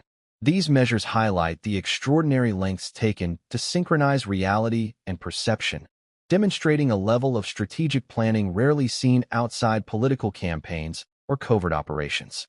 By the time Archie and Lilibet were born, the surrogacy arrangements had been executed flawlessly. To the world, Meghan had carried her children, navigating pregnancy and motherhood with grace. The truth, however, remained hidden for decades, shielded by meticulous planning, strict legal frameworks, and sophisticated media management. Her confession at 60 finally illuminated the extraordinary orchestration behind the scenes, revealing a story of determination, secrecy, and careful navigation of a world that scrutinizes every gesture of those in the public eye. The world was already in shock when Meghan Markle, at 60, publicly confessed she had never carried Archie or Lilibet. Yet behind the headlines, inside the walls of royal estates and private residences, a more intimate and deeply personal drama was unfolding. For Prince Harry, the revelation was seismic. The man who had spent years defending his wife, supporting her public image, and navigating the treacherous waters of royal scrutiny, now faced a truth that challenged everything he thought he knew about his family and the children he had raised. His reaction was a complex interplay of emotions: disbelief, betrayal, anger, and sorrow. Initially, Harry's response was almost instinctively protective. As a father, he focused on the children, determined to shield them from the public fallout. Privately, however, he struggled with feelings of betrayal. The children he had bonded with, nurtured, and loved were brought into his life under circumstances he had only partially understood. The surrogacy arrangements, the hidden timelines, the staged appearances, all pieces of a puzzle that now revealed a story far more intricate than he had imagined. Harry confronted Meghan in private discussions, seeking clarity, understanding, and reassurance. But these conversations were reportedly tense, filled with raw emotion and unresolved tension. The wider royal family's reactions were equally complex. King Charles, already known for his insistence on protocol and transparency, reportedly felt blindsided by the revelation. The decades-long expectation of continuity within royal lineage, the public perception of family integrity, and the sanctity of official records had been upended. Discussions within the inner circle became increasingly fraught. Senior aides and palace officials faced the challenge of managing a scandal of unprecedented sensitivity, balancing media scrutiny, public opinion, and family dynamics. Queen Camilla, known for her strategic acumen and cautious approach to family controversies, reportedly convened private meetings to assess potential implications, both personal and institutional. Prince William's response, while more measured, was colored by disbelief and concern for the monarchy's reputation. The staged pregnancies, public appearances, and orchestrated media narratives directly impacted the credibility of the royal family in the eyes of the public. William, who had long maintained a careful balance between private loyalty and public duty, now faced a reality in which perception and truth diverged dramatically. Conversations within Kensington Palace reportedly centered on damage control, clarifying public statements, and maintaining familial cohesion amid a growing media storm. Extended family members also grappled with emotional turmoil. Cousins, aunts, and uncles found themselves drawn into a web of confusion, trying to reconcile past interactions with the newly revealed reality. Family gatherings, once informal and celebratory, became tense and fraught with unspoken questions. Conversations that had seemed mundane in hindsight now carried new weight. Every shared memory, photograph, and anecdote became subject to reinterpretation. Trust, once taken for granted, required reevaluation, and the delicate balance of relationships within the royal circle was suddenly under strain. Public reaction and media coverage added further pressure. Social media erupted with speculation, judgment, and analysis, amplifying the emotional intensity within the family. Each member faced invasive questioning, paparazzi scrutiny, and the relentless search for a statement or response. This environment heightened personal stress and challenged the family's ability to manage private feelings discreetly. Harry, in particular, was caught between public advocacy for his children and personal grappling with the shock of Meghan's confession. The balance between maintaining appearances and confronting personal truths created a complex emotional landscape.